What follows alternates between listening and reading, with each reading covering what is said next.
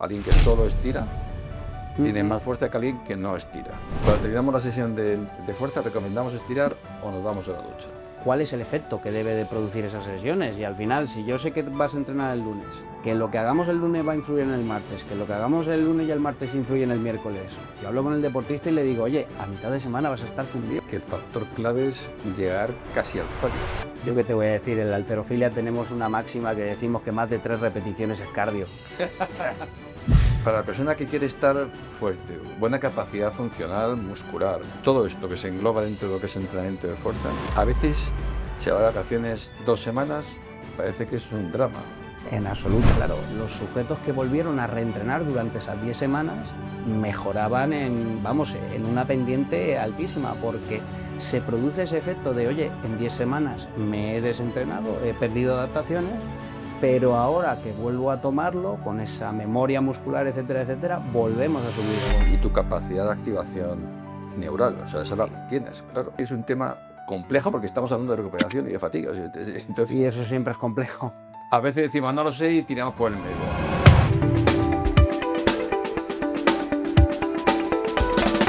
Bienvenidos a un nuevo capítulo de nuestro canal, Fisiología del Ejercicio. Ya sabéis, canal que básicamente se dedica a difundir, a divulgar aspectos científicos de la fisiología del ejercicio e intentamos contar con los mejores investigadores, entrenadores. Bueno, vamos a ir desarrollando nuestro canal siempre con las directrices que nos han marcado hasta ahora en nuestra plataforma, es decir, evidencia científica. Eso es lo que nos va a guiar en este desarrollo. Contamos hoy con una persona especial porque vamos a tocar el tema de fuerza. El tema de fuerza es uno de los temas más buscados en todas las redes, también en la salud, por supuesto, en el rendimiento.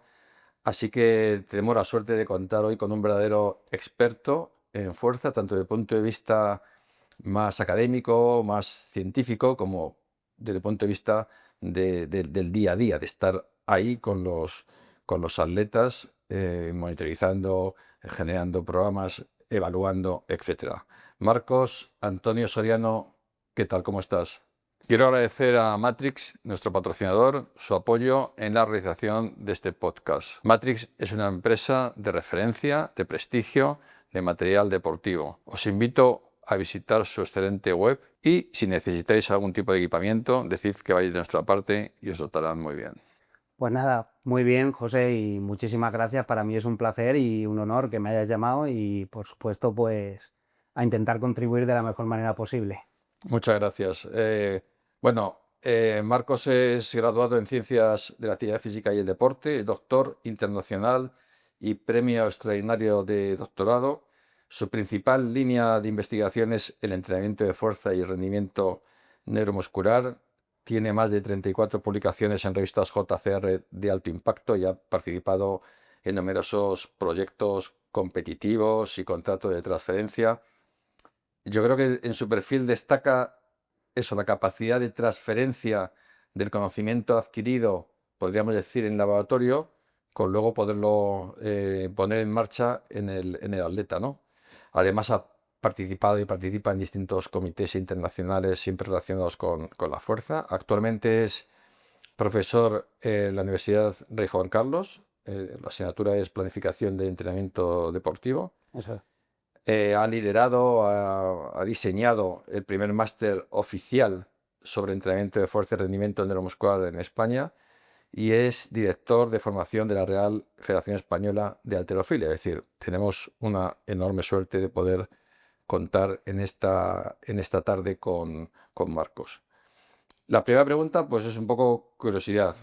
¿Por qué te dedicaste o por qué decidiste dedicarte al entrenamiento de la fuerza o al estudio de la fuerza en general? Bueno, pues yo creo que como muchos jóvenes me inicié en un gimnasio de barrio. Antes la verdad que no había mucha información y la verdad que me gustaba saber el por qué hacía las cosas y si hacía las cosas de una manera diferente a dónde me iban a llevar y sobre todo quería tener como una estrategia, ¿no? Un método de hacer las cosas bien. Y bueno, pues digamos que empecé por ahí, me di cuenta de que la información que me daban en ese gimnasio pues no era suficiente y obviamente pues necesitaba indagar más, empecé a investigar por mi cuenta y luego por supuesto pues en la carrera universitaria y dentro de la carrera especializarme en esta línea y ya pues seguir en ella, ¿no? Pero fue un poco, el inicio fue ahí. Ya. Marcos, evidentemente, practica el entrenamiento de fuerza, claro. Eh, a ver, tengo una serie de conceptos que aparecen en revistas de divulgación, en medios de divulgación, también en el ámbito científico, y tengo mucho interés porque aclaremos estos conceptos que a veces se manejan de una manera quizá no demasiado correcta. Se habla de hipertrofia sarcoplásmica e hipertrofia miofibrilar. Entonces, ¿qué diferencias existen conceptuales? ¿Qué influencia tiene ese tipo de diferentes modos de que la célula se hipertrofie respecto al desarrollo de fuerza, potencia? Dinos un poco cuál es el concepto de esos dos términos. Bueno, vamos a empezar, como bien dices, por los conceptos o definiéndolo desde lo más básico. La hipertrofia sarcoplásmica se entiende como ese aumento de lo que sería el fluido, organelas y demás sustancias que rodean a las miofibrillas. En la hipertrofia sarcomérica se entiende como el aumento en el tamaño de esas miofibrillas e incluso del número también de miofibrillas. El problema que tenemos a día de hoy es que no está del todo claro si esto se produce o no, no hay una evidencia clara detrás.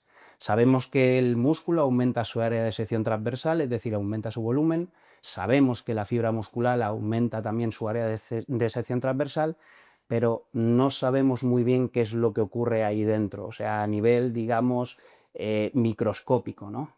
Se teoriza que un aumento de esa hipertrofia sarcoplásmica puede ser, digamos, la antesala que también aumente, ¿no? Pues el número de miofibrillas y de esta manera digamos que es como que se le prepara el espacio.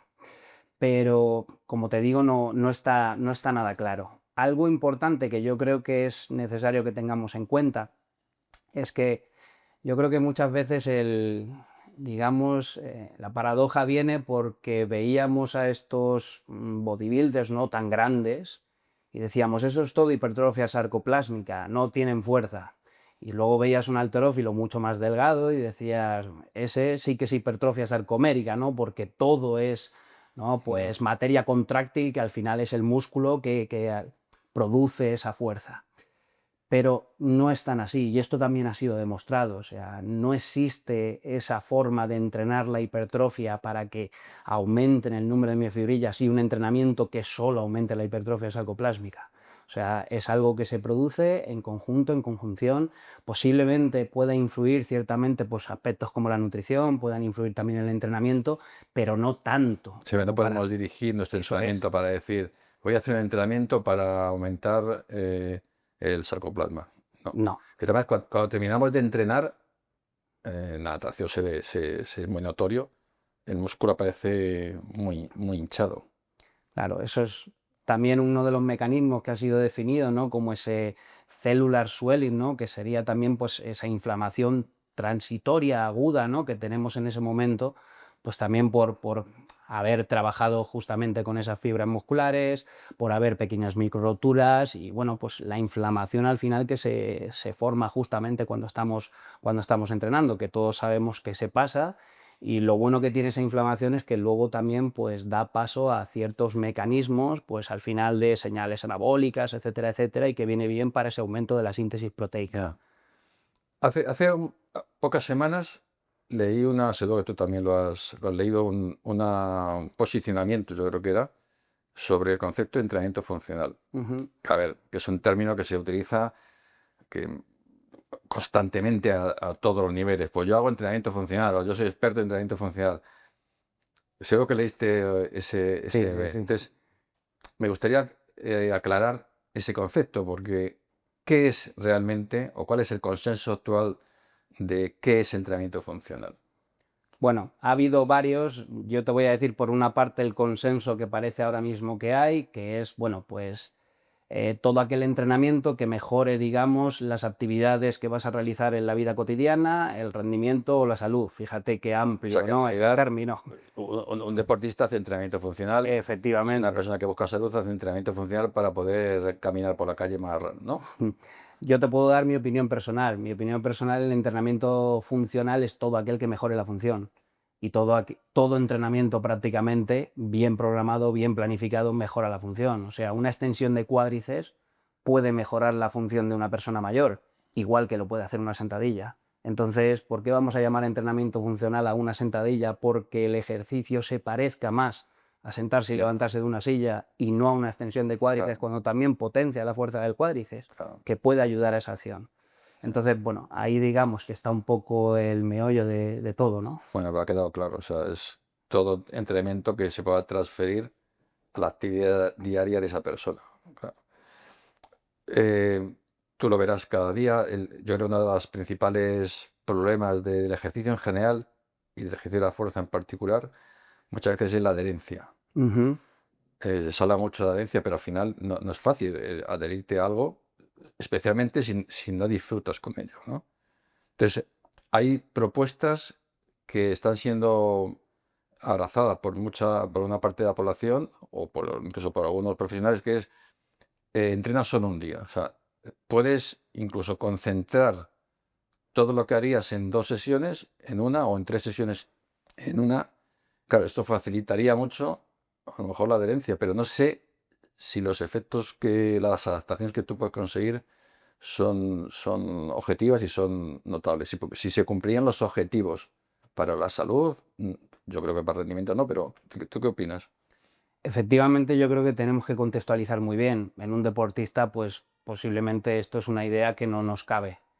Pero si nos vamos a un contexto de salud, sí que tenemos ya evidencia, y aparte publicada recientemente, en la que simplemente con una sesión de entrenamiento o con pequeños snacks que se llaman, ¿no? Como 10 minutos al día o 15 minutos al día, es más que suficiente para tener adaptaciones positivas, tanto a nivel de masa muscular como a nivel de fuerza y potencia. Estamos hablando, obviamente, pues en una población, como dices, ¿no? Que le cuesta esa adherencia, que no tiene un nivel de entrenamiento previo. Entonces, simplemente con un día a la semana, que es lo que se conoce como los weekend warriors, ¿no? Que muchos de ellos pues hacen deporte el sábado o el Claro. domingo, que es el día que tienen, ¿no?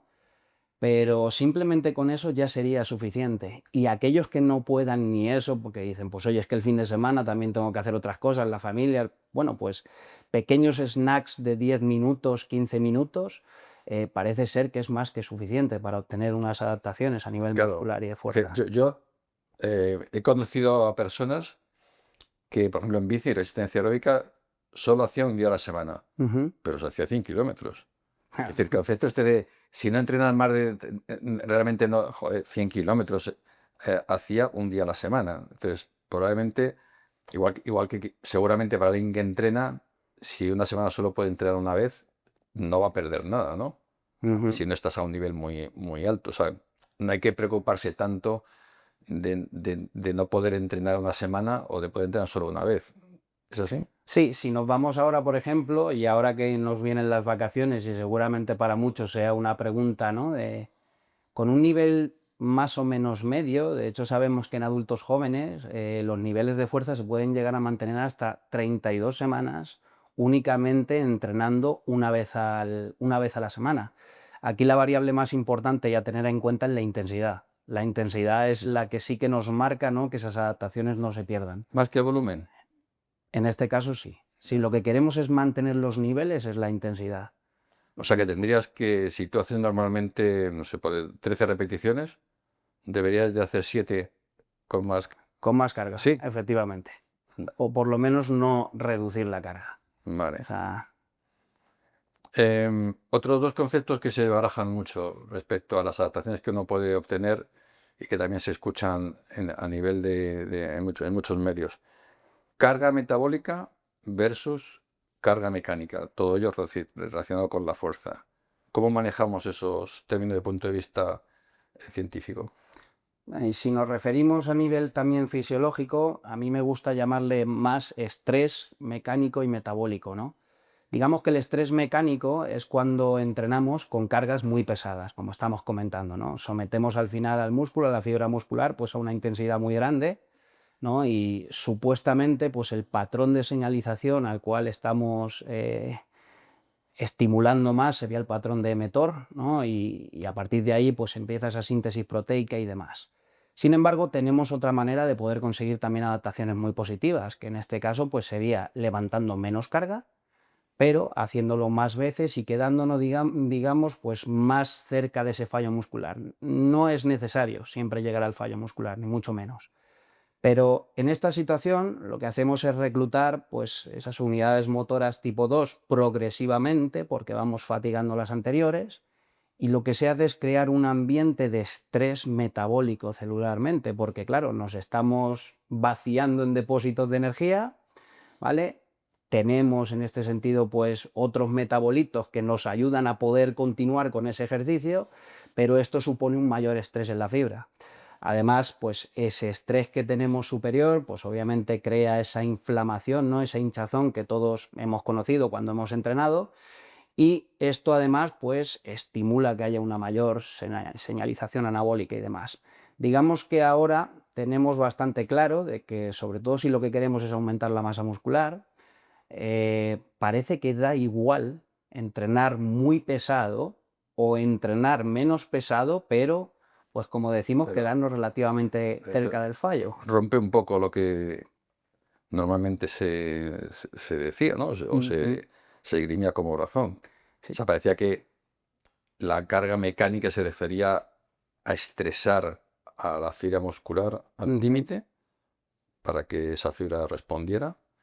Y la carga metabólica era muchas series, bajando la carga, siguiendo serie hasta el final prácticamente por agotamiento, reclutar todas las fibras y generar efectivamente, como tú bien dices, un ambiente, un microambiente con un gran disturbio y que eso Eso provocara es. una adaptación. Y tú dices que ahora mismo no hay una... Porque yo creo que esa parte la entrenaban más las personas que buscaban únicamente hipertrofia, ¿no? O sea, Ujú. buscaban ese tipo de entrenamiento de muchas repeticiones, incluso ya por fatiga, bajando la carga hasta conseguir prácticamente llegar al fallo, ¿no? Mm. Tenemos que ser aquí cautos en ciertos aspectos, porque sí es cierto que, y de hecho Sonfeld publicaba este artículo que hablaba de un cambio de paradigma en el que, y tiene una imagen muy representativa que dice: puedes construir músculo con 3 repeticiones y máximas cargas, puedes construir músculo entre 8 y 12 repeticiones con cargas moderadas altas, pero es que puedes construir músculo incluso con 30 repeticiones. O sea que si lo que hablamos es de masa muscular, o sea, con 30 repeticiones y cargas ligeras. Si lo que hablamos es de masa muscular, o sea, parece que eso no es tan importante siempre y cuando cumplamos uno de los dos, que sea carga alta o que sea una carga relativamente más moderada, pero que nos quedemos cerca del fallo. Ahora, si estamos hablando de ganancias de fuerza o estamos hablando de ganancias de potencia, por ejemplo, y de esto sí que tenemos evidencia también, es necesario levantar pesado. Si lo que queremos es aumentar nuestra fuerza muscular, por ejemplo, en un deportista, es necesario levantar pesado. ¿Qué pasa? En muchas personas, pues no sé, la tercera edad, gente que esté menos entrenada, el simple hecho de levantar menos pesado, pero quedarnos relativamente cerca del fallo, aumentar masa muscular, el aumento de masa muscular de por sí lleva a un aumento de fuerza concomitante. Entonces, claro, al final vamos a estar aumentando la fuerza en esa persona sin necesidad de haber levantado pesado. Y esto puede ser una estrategia muy importante, por ejemplo, en la rehabilitación. O sea, de decir, esta persona no puede levantar pesado, pero podemos hacer esto. Vamos a intentar levantar menos pesado, más repeticiones, nos quedamos cerca del fallo, vamos aumentando la masa muscular, vamos aumentando la fuerza, para después a lo mejor pues levantar más pesado y ganar fuerza por otra vía. Porque sí que es cierto que desde el punto de vista de los factores neurales es necesario la carga. Pero ahí yo veo que el factor clave es llegar casi al fallo. Ujú. Porque claro, si conforme más te alejes del concepto de llegar al fallo, quedarte cerca, en realidad te estás acercando al entrenamiento de resistencia aeróbica. Y- Es decir, de contracciones de baja intensidad muy prolongadas que no causan, que no van a provocar hipertrofia. Entonces, ahí yo creo que el factor diferencial es si vale, trabaja con menos carga, pero tienes que llevar cerca el fallo, sí, lo cual tampoco es fácil. Es decir, parece que ese tipo de entrenamiento puede ser más llevadero que entrenar con altas cargas, pero la realidad es que hay que sufrir. claro, La realidad es que hay que sufrir. de una manera o de otra. Y, o sea, me parece un tema interesante. Parece que las grandes cargas y menos repeticiones parece que te hacen sufrir menos. Ujú.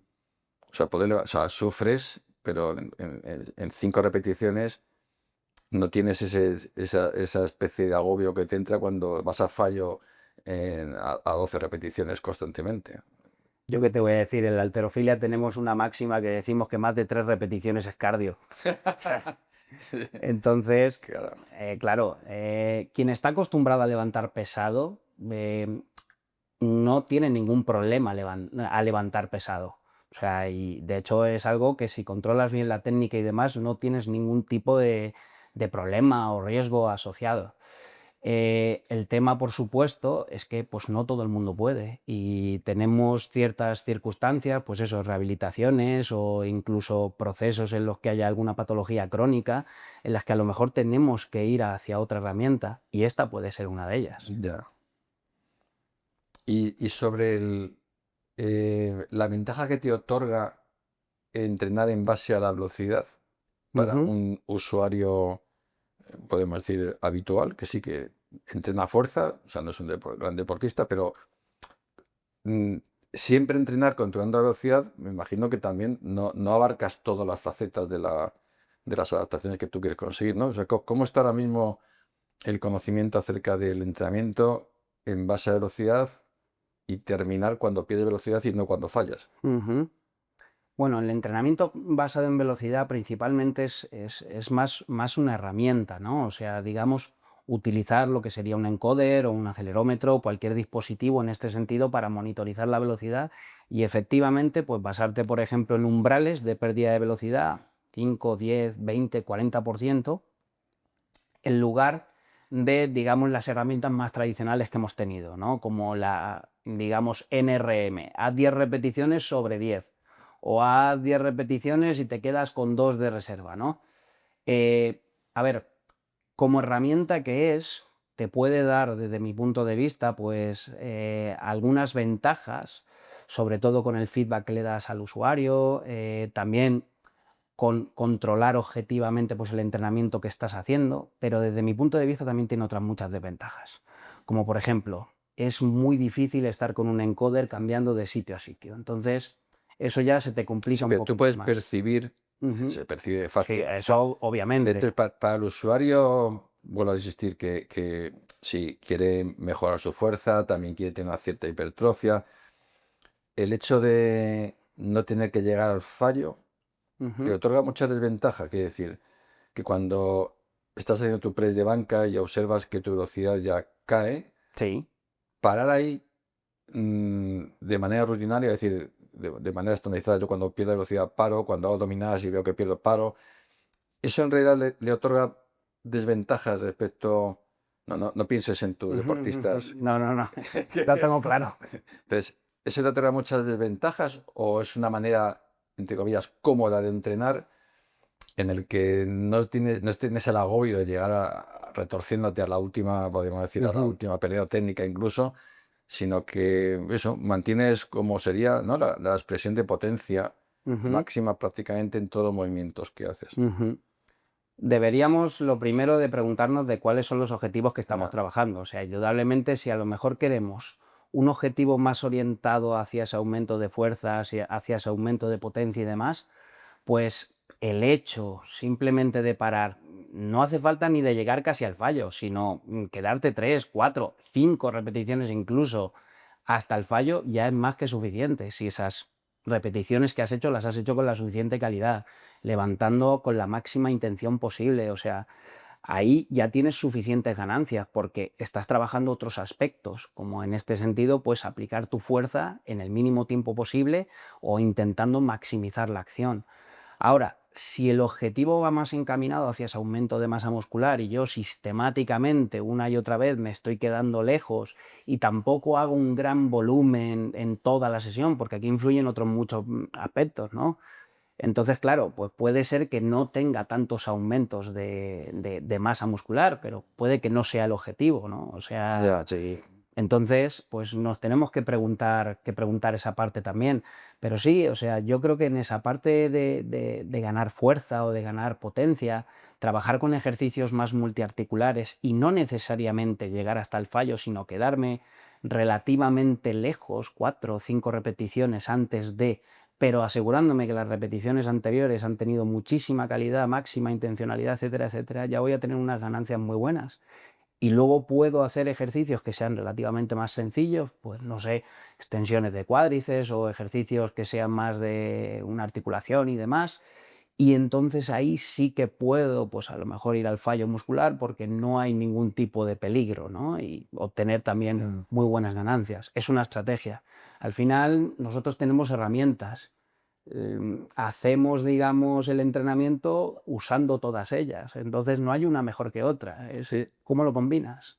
yo tengo la sensación, no sé si a ti te pasa, que como pasa en otras modalidades o disciplinas de ejercicio, hay una tendencia, yo creo que a lo mejor es natural, de imitación Ujú. a rutinas de profesionales. ¿Sabes? Igual que el corredor, el triatleta, todo, hay una tendencia, incluso a nivel del equipamiento, voy a hacer lo que hace esa persona. A mí me da a veces la sensación en el gimnasio que hay una tendencia a decir, pues, tengo que ir al fallo. Es como, Ujú, hay personas que también, no sé cuál es tu opinión, pero cuando tu vida no está totalmente controlada, ujú. tu vida está controlada pues, en algunas circunstancias, pero en otras hay muchas, eh, hay algunos condicionantes que hacen que tú mañana no puedas ir a entrenar, ¿no? Pero siempre digo que para la persona que quiere estar fuerte, buena capacidad funcional muscular, calidad muscular, eh, todo esto que se engloba dentro de lo que es entrenamiento de fuerza, a veces, particularmente cuando puedo, lo recomiendo en este tipo de perfiles, que cada día haga todo. Todos los grupos musculares importantes que quepan en la misma sesión. Porque, claro, no vas a ser el más fuerte de la clase, está claro, pero si tú, como hemos dicho antes, puedes mantener una sesión a la semana, tenías pensado 2 o 3, ya veremos cuántas es lo que tú recomiendas, pero si pensabas que cada grupo muscular lo ibas a entrenar 3 veces y solo puedes ir un día, tú mantienes esa, no te preocupes, porque tú, tu nivel de tamaño muscular, de fuerza, de potencia, probablemente lo vayas a mantener sin ningún problema.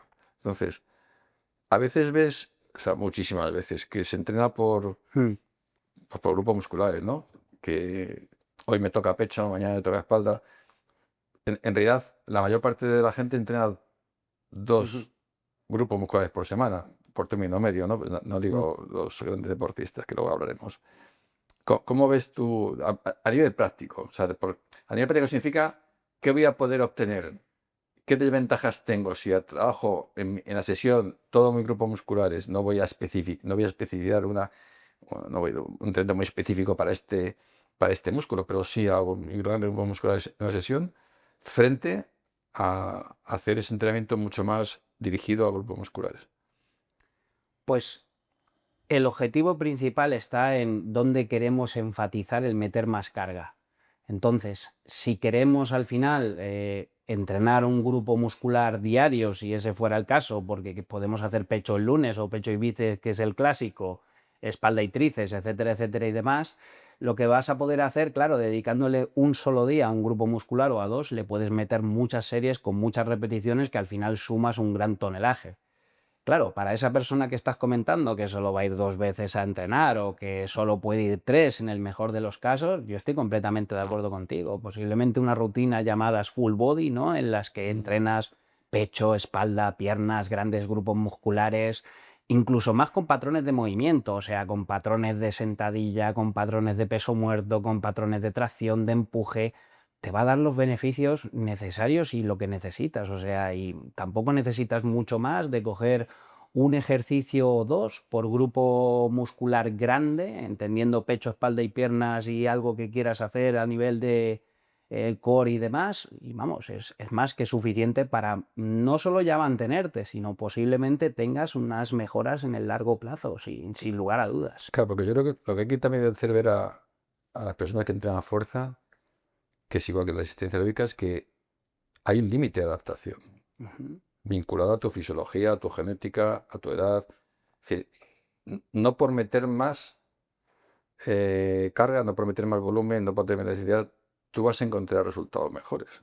La gente hay un momento que se desespera. O sea, cuando llegan a un cierto nivel, a una cierta edad en la cual ya están luchando con el deterioro propio fisiológico de la edad, o sea, a veces, como pasa en resistencia aeróbica, posiblemente entrenar menos te resulte incluso una mejor adaptación. Es Ujú. así en fuerza también, ¿no? Sí, sí, sí. De hecho, ahora hay estudios súper interesantes se está poniendo muy de moda este concepto del de training, no por no entrenar, sino por meter como una especie de semana que le llaman carga profiláctica, que sería básicamente pues una semana en la que entrenamos mucho menos para recuperar y luego poder seguir entrenando. O sea, No. meter estos pequeños. Incluso hay una investigación que salió hace poco del grupo de Häkkinen, de allí de Gibáscula, y la verdad que los resultados cuanto menos son impresionantes porque habla de un concepto nuevo que es el retraining, que es un grupo entrenaba durante 10 semanas fuerza y luego durante 10 semanas paraba en seco y después volvía a entrenar durante 10 semanas con respecto a un grupo que era el control que entrenaba a lo largo de las 30 semanas. Lo que encontraron es que el grupo experimental que paró durante 10 semanas y volvió a reentrenar durante otras 10 semanas, obtuvo unas ganancias tanto a nivel de masa muscular, a nivel de fuerza, a nivel de potencia, funcionalidad, prácticamente similares. Qué bueno. Prácticamente eran las mismas. Sí que es cierto que había ahí un pequeño pues, a nivel de fuerza muscular, los otros habían ganado un poquito más, pero vamos, el tamaño del efecto no era muy grande. O sea, y estamos hablando de que pararon 10 semanas. Sí, mucho. Que O esa es sea, una pregunta que te iba a hacer. Es decir, cuando te vas de vacaciones, ¿tenemos que estar tan preocupados? O sea, una persona normal que va 3 días por semana a hacer fuerza no es atleta, sino que hace una regularidad. La media de 2, 3 días por semana antes de dar fuerza.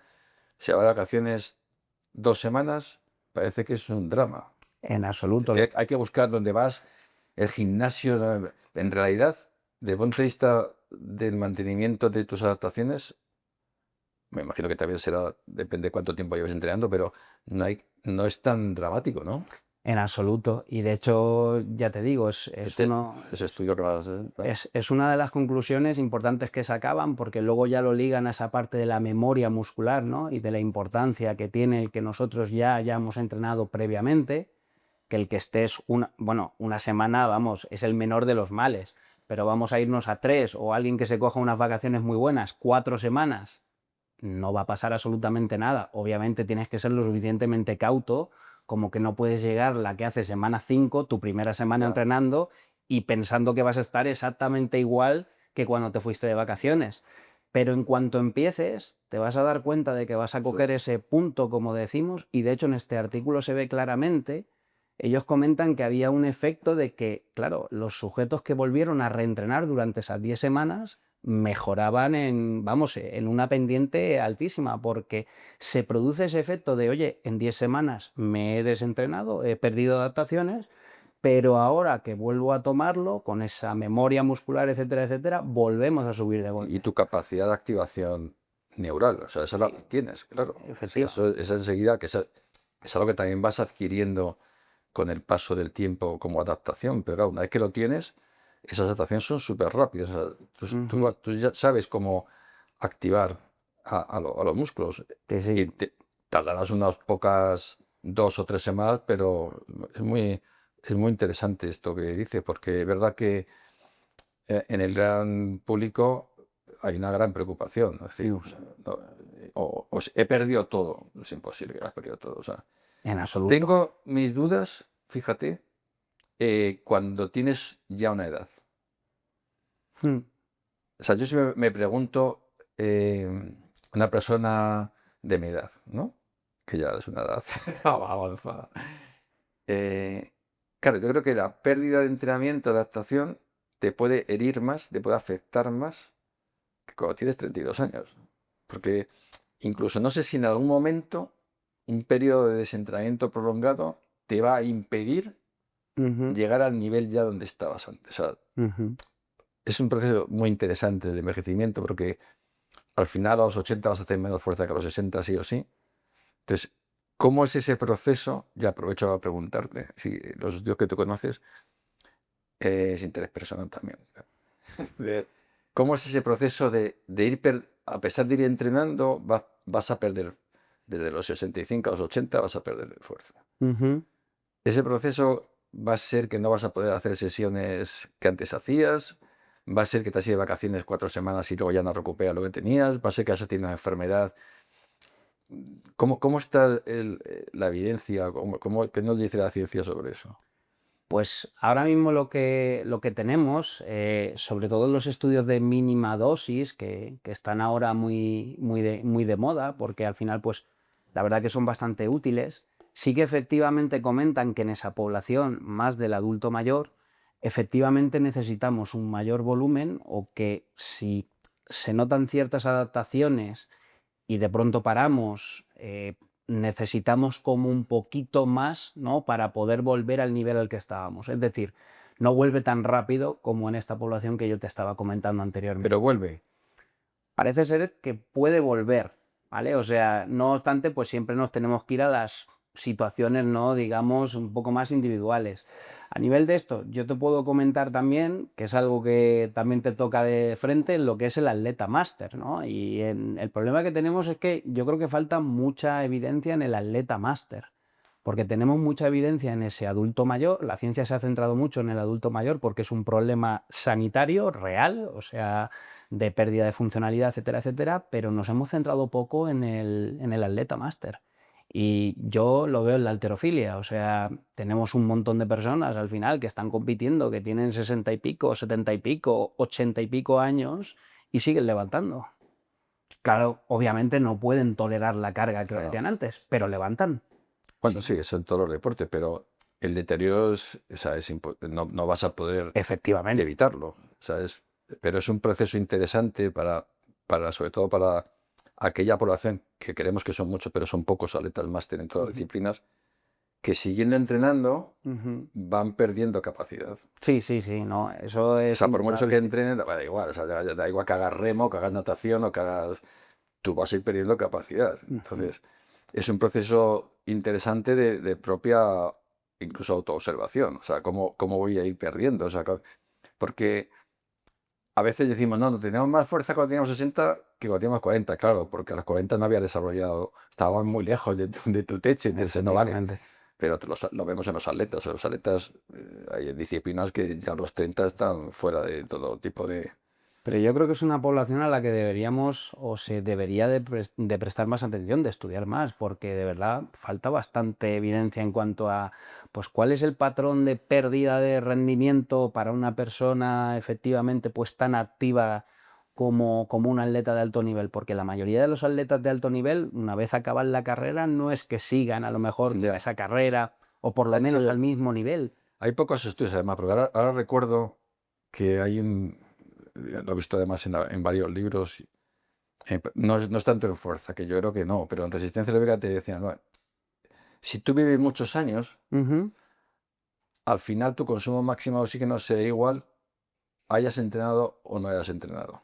Yo ujú, nunca he estado de acuerdo con eso, porque, o sea, si cumples, imagínate, 95 años, ujú, tu consumo de oxígeno va a ser igual a los 95 años, hayas entrenado toda tu vida o no lo hayas hecho. Y ujú. siempre, o sea, yo decía, o sea, no tengo casos, no tengo.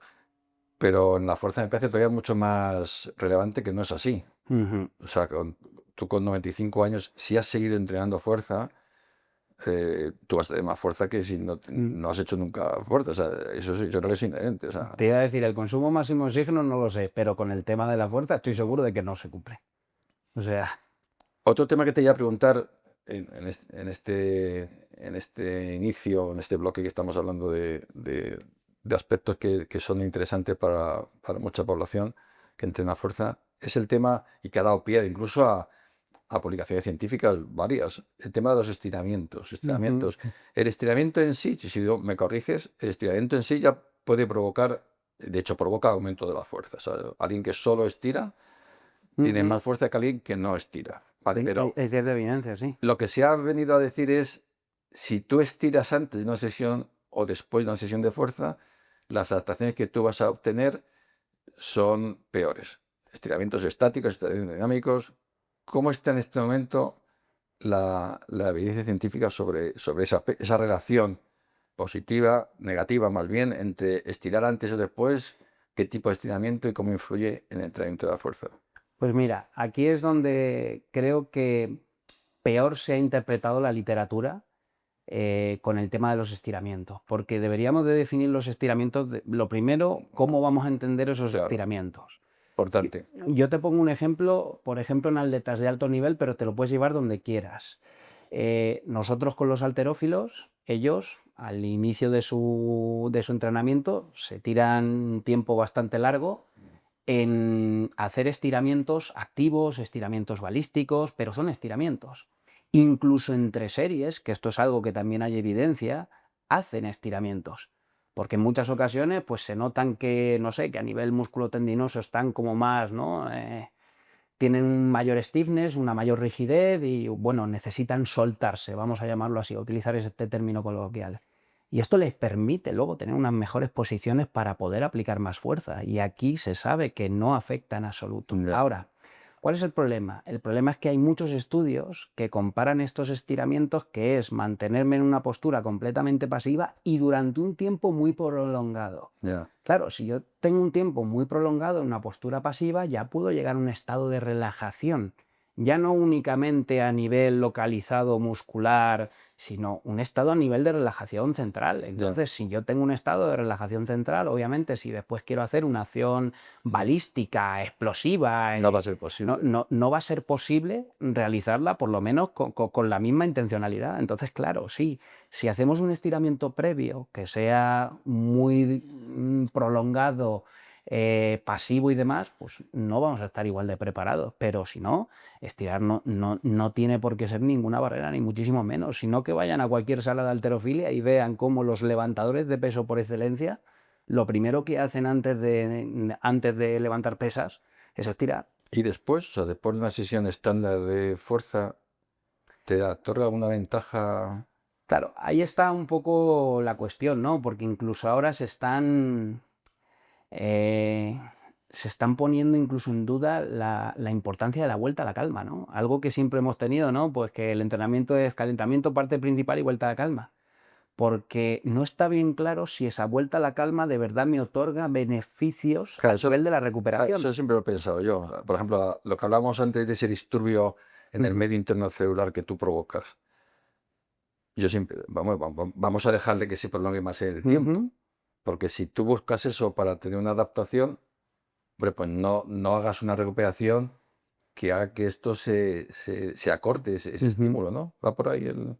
Sí, sí, sí. Yo creo que, y también a nivel del estiramiento, lo que yo creo que ocurre es que si nosotros ya venimos de una sesión fuerte, en la que hemos aplicado bastante carga mecánica pues, al músculo y demás, y al acabar lo hacemos también, aunque sea estirando, Ya. bueno, pues posiblemente no nos dé muchos prejuicios, pero tampoco nos da beneficios, ¿sabes? No nos perjudique demasiado, pero tampoco nos beneficia O sea, tampoco. no sé si te hago una pregunta comprometida, si te digo entonces, que siempre Ujú. estas preguntas tan genéricas son un poco de trampas, ¿no? Entonces, cuando terminamos la sesión de fuerza, ¿recomendamos estirar o nos damos a la ducha? Yo recomendaría estirar previamente, recomendaría estirar entre series si es necesario, pero después yo Ah, no, o sea, lo dejaría, digamos, a gusto de la persona. Si a la persona le gusta quedarse, le gusta estirar, le gusta relajarse, ¿vale? Adelante, porque es cierto que si haces al final un estiramiento, como hemos comentado, prolongado y demás, puedes llegar a un estado de relajación ¿vale? Que si a ti te viene bien, no sé, por cualquier razón, pues perfecto. No, o sea, no lo prohibiría imperativamente, pero no lo mandaría Y luego yo imperativamente. creo que todas estas cosas hay que situarlas en el contexto. Es decir, Ujú, cuando tu objetivo no es puro rendimiento, eso sino que es. tú haces una sesión con muchos márgenes en toda tu sesión, incluso en cómo has llegado allí, en cómo has descansado, Ujú, en cómo has... O sea, hay tantos ajustes que podrías hacer para hacer una sesión perfecta en ese ujú, momento y con lo que claro, siempre digo, ¿qué me va, o sea, dentro de todo ese contexto, si a mí me viene bien estirar, pues ¿qué me va a quitar? Quiero decir, no eso sé, es. o sea, no estoy jugando a llevar a mi cuerpo al máximo rendimiento, sino que estoy generando una sesión, pues no sé si se puede expresar en porcentaje, pero estoy jugándome en el 50%, 60%. Ya, no me tengo que preocupar tanto de si en esa sesión voy a estirar o no al final. Si es que yo me siento bien, pues estiro y ya está. Eso es. Pero a veces cuando esas noticias se generan en estudios de investigación controlados, con un mensaje muy claro, trascienden a la divulgación, se pueden malinterpretar. Entonces, bueno, no entrenes que no, bueno, ¿sabes? Yo creo que eso es De importante. hecho, posiblemente, y añadiría que en una población de salud, como comentábamos los casos de antes de esta persona que entrena 3 veces a la semana o 2 veces a la semana, yo recomendaría los estiramientos, antes o Ya, después, ya, ya. pero porque me parece que estirar es una parte Sí, importante. claro. Me parece que tener una buena movilidad es una parte muy importante de tener una buena funcionalidad. Que yo, fíjate, Marcos, yo creo que no lo hacemos, ¿eh? O sea, el deportista que tiene muy interiorizado el estiramiento es el corredor, cuando Mm, termina de todos este.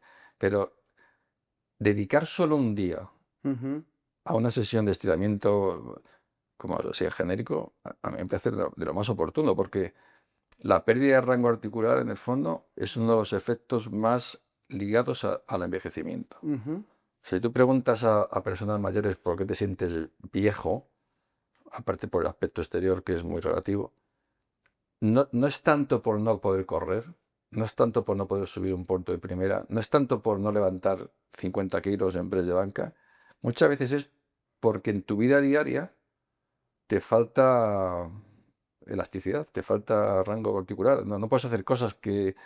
Y eso te genera... ujú, No llegas bien a atarte los cordones de los zapatos. Eso ujú. te genera la sensación... Yo en algún momento estuve preguntando a muchos mayores por qué se sentían viejos y era uno de los aspectos que más incidían, fíjate. Muy interesante. Y no era tanto... Entonces, por eso digo que incluso a lo mejor cuando nos hacemos... Las personas que van cumpliendo años y hacen entregan fuerza y tal, había que intentar convencerles para dedicar un tiempo suficiente a algo que a veces nos parece como una tarea basura. Ujú, ujú. O sea, tú me dices, cara, eso es como si dices, dedica a hacer una sesión de mindfulness o de yoga. Eso es muy pasivo. O sea, es una, Sí, sí, sí. yo a lo mejor tenemos que cambiar un poco nuestra percepción de manera integral. El entrenamiento de fuerza son unas sesiones, pero alrededor del entrenamiento de fuerza caben muchas otras cosas también. Por supuesto. Como sabes, hemos hablado muchas veces, la recuperación es uno de los temas que durante toda mi trayectoria más me ha preocupado. Es un tema, solamente porque es un tema absolutamente complejo, multifactorial. La recuperación es apasionante, pero es muy difícil de entender. No sé si estás de acuerdo, Completamente. porque es como no sé, es como a todos los niveles, todos los tipos de todos los entrenamientos. Entonces, quería preguntarte aspectos ligados a la recuperación, que también es algo que en el día a día de los gimnasios, de las salas de fitness, está ahí. Y escuchas, cada uno tiene bebe de diferentes fuentes, ¿no? Tenemos recuperaciones, podríamos decir, intraseries, entre las series, entre sesiones. Bueno, hay mucho de... Ujú. Entonces, claro, para un usuario normal con un conocimiento técnico del que no tiene acceso a las grandes revistas ni a lo mejor el conocimiento de entenderlas, hay como tiempos estándar, ¿no? Es decir, Ujú. pues 1 minuto 2 minutos, durante ese minuto o 2 minutos que hago, pero entiendo que es un aspecto fundamental. Es decir, Ujú. claro, sí, en el caso más extremo dirías, bueno, pues hago una sesión hoy y mañana otra. Claro, la adaptación que tú consigues es muy, muy pobre. O sea, es verdad, eh, el concepto que yo tengo de que el descanso entre series es necesario porque no puedo hacer todas las series, todas las repeticiones que quisiera sin descansar.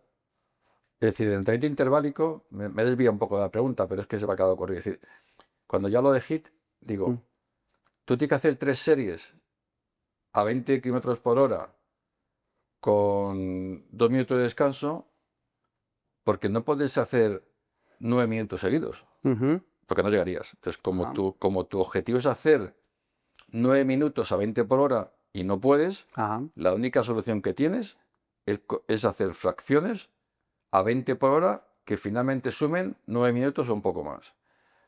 Siempre he entendido, y si no me corriges, es mi oportunidad, de que el entrenamiento de fuerza pasa igual. O sea, si mi objetivo es hacer 30 repeticiones con 50 kilos y no puedo, no me queda otra que repartirlo en series. Ujú. Y en ese contexto, en mi idea personal, digo, entonces, las pausas entre los bloques tienen que ser lo suficientemente cortos como para que yo llegue a la última repetición del último bloque manteniendo la velocidad o la carga que yo quiero. ¿Es así o cómo lo, cómo lo ves? No, no sé A si me he ver, liado mucho. A ver. no es, o sea, es un muy buen planteamiento. Y a ver, yo creo que sobre todo en el entrenamiento de fuerza tienes que tener claro de que no es únicamente completar las repeticiones, sino cómo quieres completarlas. Claro, pero déjame Entonces, perdona ujú. porque tú olvídate de que eres un experto en halterofilia, porque te voy a poner un ejemplo para situarnos. Voy a entrenar y yo, como hablábamos antes, lo que intento preservar es la velocidad de movimiento. Ujú. ¿Vale? Hago 15 repeticiones, Ajá, intento llegar a la 15 manteniendo bastante cerca la velocidad. vale. Claro, si yo prolongo a la 18-20 ya veo que pierdo. Ujú. Entonces mi objetivo en esa sesión es hacer repeticiones con esa carga que me permite esa velocidad concreta.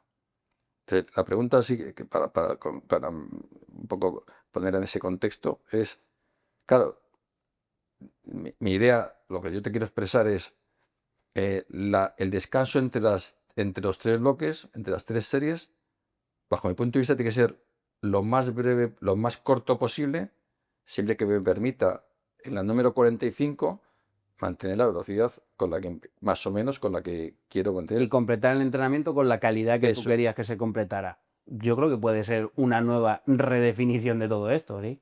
Porque si nos vamos a... De hecho, yo aquí tenía mis sospechas, no lo había investigado y era siempre una de las... Y de hecho este estudio lo hicieron compañeros míos en la universidad en la que estaba yo antes, en la Camilo José Cela. Al final, la parte del descanso entre series tiende a la autorregulación. O sea, como dices, siempre ha habido tiempos fijos, 3 minutos, 1, 5, 4. Bueno, pues salvando, digamos, lo más básico que es, si quiero descansar para volver a levantar esa carga, o sea, En las mismas condiciones, ¿no? efectivamente en las mismas condiciones, y el descanso ahí tiene que ser completo, entre comillas, para que yo vuelva a estar en esas Eso mismas es. condiciones. Otra cosa es que a mí no me importen esas condiciones y lo único que quiera sea acumular volumen de trabajo y, como decíamos anteriormente, llegar al fallo y crear un gran estrés Vale. metabólico. Eso es otra cosa.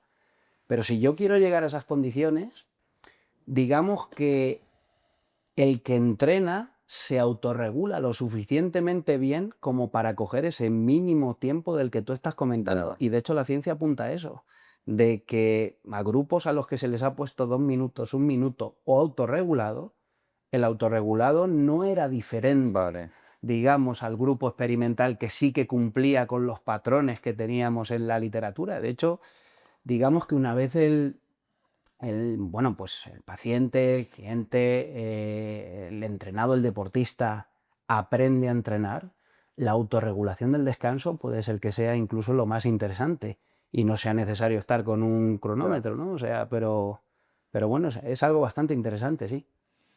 Y siguiendo hablando del tema, claro, a veces observas que en el descanso entre dos sesiones, entre dos series de press de banca, claro, muchas personas, muchos deportistas están parados, Ujú, bueno, mirando ahora su móvil y no sé qué.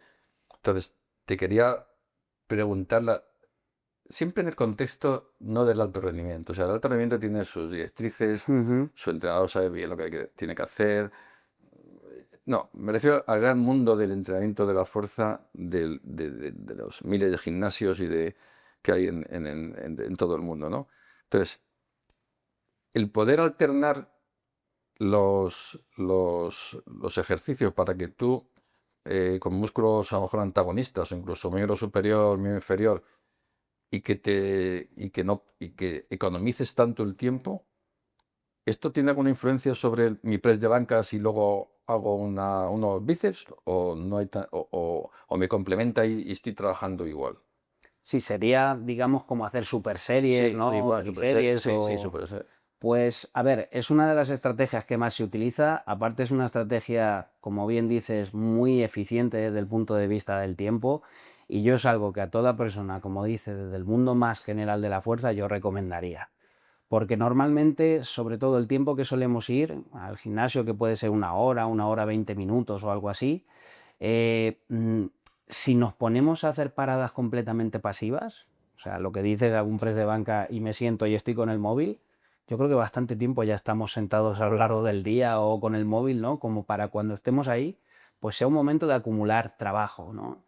Y el utilizar este tipo de, el utilizar este tipo de superseries, triseries y demás, ha demostrado unos beneficios muy buenos, sobre todo desde el punto de vista de la eficiencia, ¿vale? Aumenta también ese gasto energético que puede haber a gente que le pueda interesar bastante, ¿no? Esta parte de, oye, pues Claro. estoy entrenando fuerza, pero además estoy aumentando también el gasto energético porque estoy acumulando más trabajo de diferentes grupos musculares, etcétera, etcétera y demás. Y no parece tener ningún efecto negativo en cuanto a, por ejemplo, el aumento de masa muscular. O sea, parece ser que por hacer esas super series, si igualáramos los volúmenes con un entrenamiento más tradicional, nosotros ganaríamos la misma masa muscular, unos niveles de masa muscular similares. Y con la fuerza muscular pasa exactamente parecido. O sea, es un efecto muy similar. Ya, no sé si la activación central, pero si el entrenamiento fuera muy intenso, claro, estamos hablando de, Ujú. estoy pensando en voz alta, claro, a lo mejor la activación central sí que o sea, a lo mejor muscularmente no, porque trabaja grupos musculares distintos, Ajá. pero si el entrenamiento es muy exigente, a lo mejor sí que hay Sí, una sí. activación central, ¿no? No, estoy completamente de acuerdo de que si coges ejercicios muy complejos, coges ejercicios muy demandantes a nivel centrales y metes mucha carga, pero como se suelen trabajar estas super series, que suele ser entre una carga moderada que puedes hacer 10, 12 repeticiones más o menos bien y demás, y sueles dejarte algunas en reserva y te vas al otro ejercicio, yo creo que es Bueno, utilizar este tipo de configuraciones te economiza, pero es una gran ventaja. te economiza tiempo y además, sobre todo, muy importante, que es muy importante, y yo le di como la sensación de que descansas activamente. Claro. Es cierto que las tenemos que, digamos, emparejar bien. O sea, por ejemplo, se utilizan mucho las series agonista-antagonista, pecho-espalda, por ejemplo. Se utilizan mucho también las series de tren superior y tren inferior, porque claro, existen las super series agonistas del mismo músculo. Y ya, Si yo hago una sentadilla y después hago una super serie con extensión de ya, cuádriceps, ya, sí, lo que claro. estoy haciendo es Ya, aniquilar claro, claro, cuádriceps, claro, ¿no? sí, sí, no, no. Entonces, Y mira, hace pocas semanas hemos publicado un artículo que tiene sus limitaciones, que te lo pasé para que ujú. lo vieras, sobre recuperación activa. Ujú, Es algo que siempre pensé. Entonces, luego hemos podido hacer esta publicación. Digo que como todo tiene sus limitaciones, ¿no? Siempre me llama la atención el hecho de que la recuperación en casi prácticamente cualquier actividad o respuesta fisiológica se mejora, se acelera, se facilita cuando ésta es activa. Eso lo sabemos incluso en las series de los entrenamientos intervalos aeróbicos, etc. Pero en la fuerza no había leído, o sea, realmente la literatura no me mostraba si la recuperación activa, que cuando digo activa es implicando los mismos grupos musculares que habían participado en el entrenamiento en sí, el impulso en sí, si podía beneficiar a la recuperación. Ujú. Pues lo que antes comentábamos, no sé aparte que no sé tampoco si tiene mucho sentido, es decir, intentar que sobre todo en ese disturbio del medio intercelular, poder facilitar que en la siguiente serie tú estuvieras en mejor disposición. Ujú.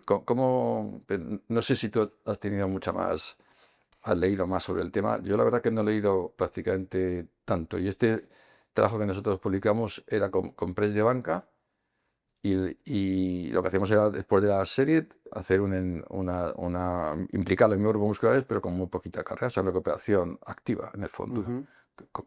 ¿Cómo ves tú este tema? Pues mira, cuando vi el estudio publicado, aparte de porque estabas tú, estaba Luis Berlanga y demás, y pues quería leerlo y está publicado en una muy buena revista, o sea, me pareció algo muy interesante.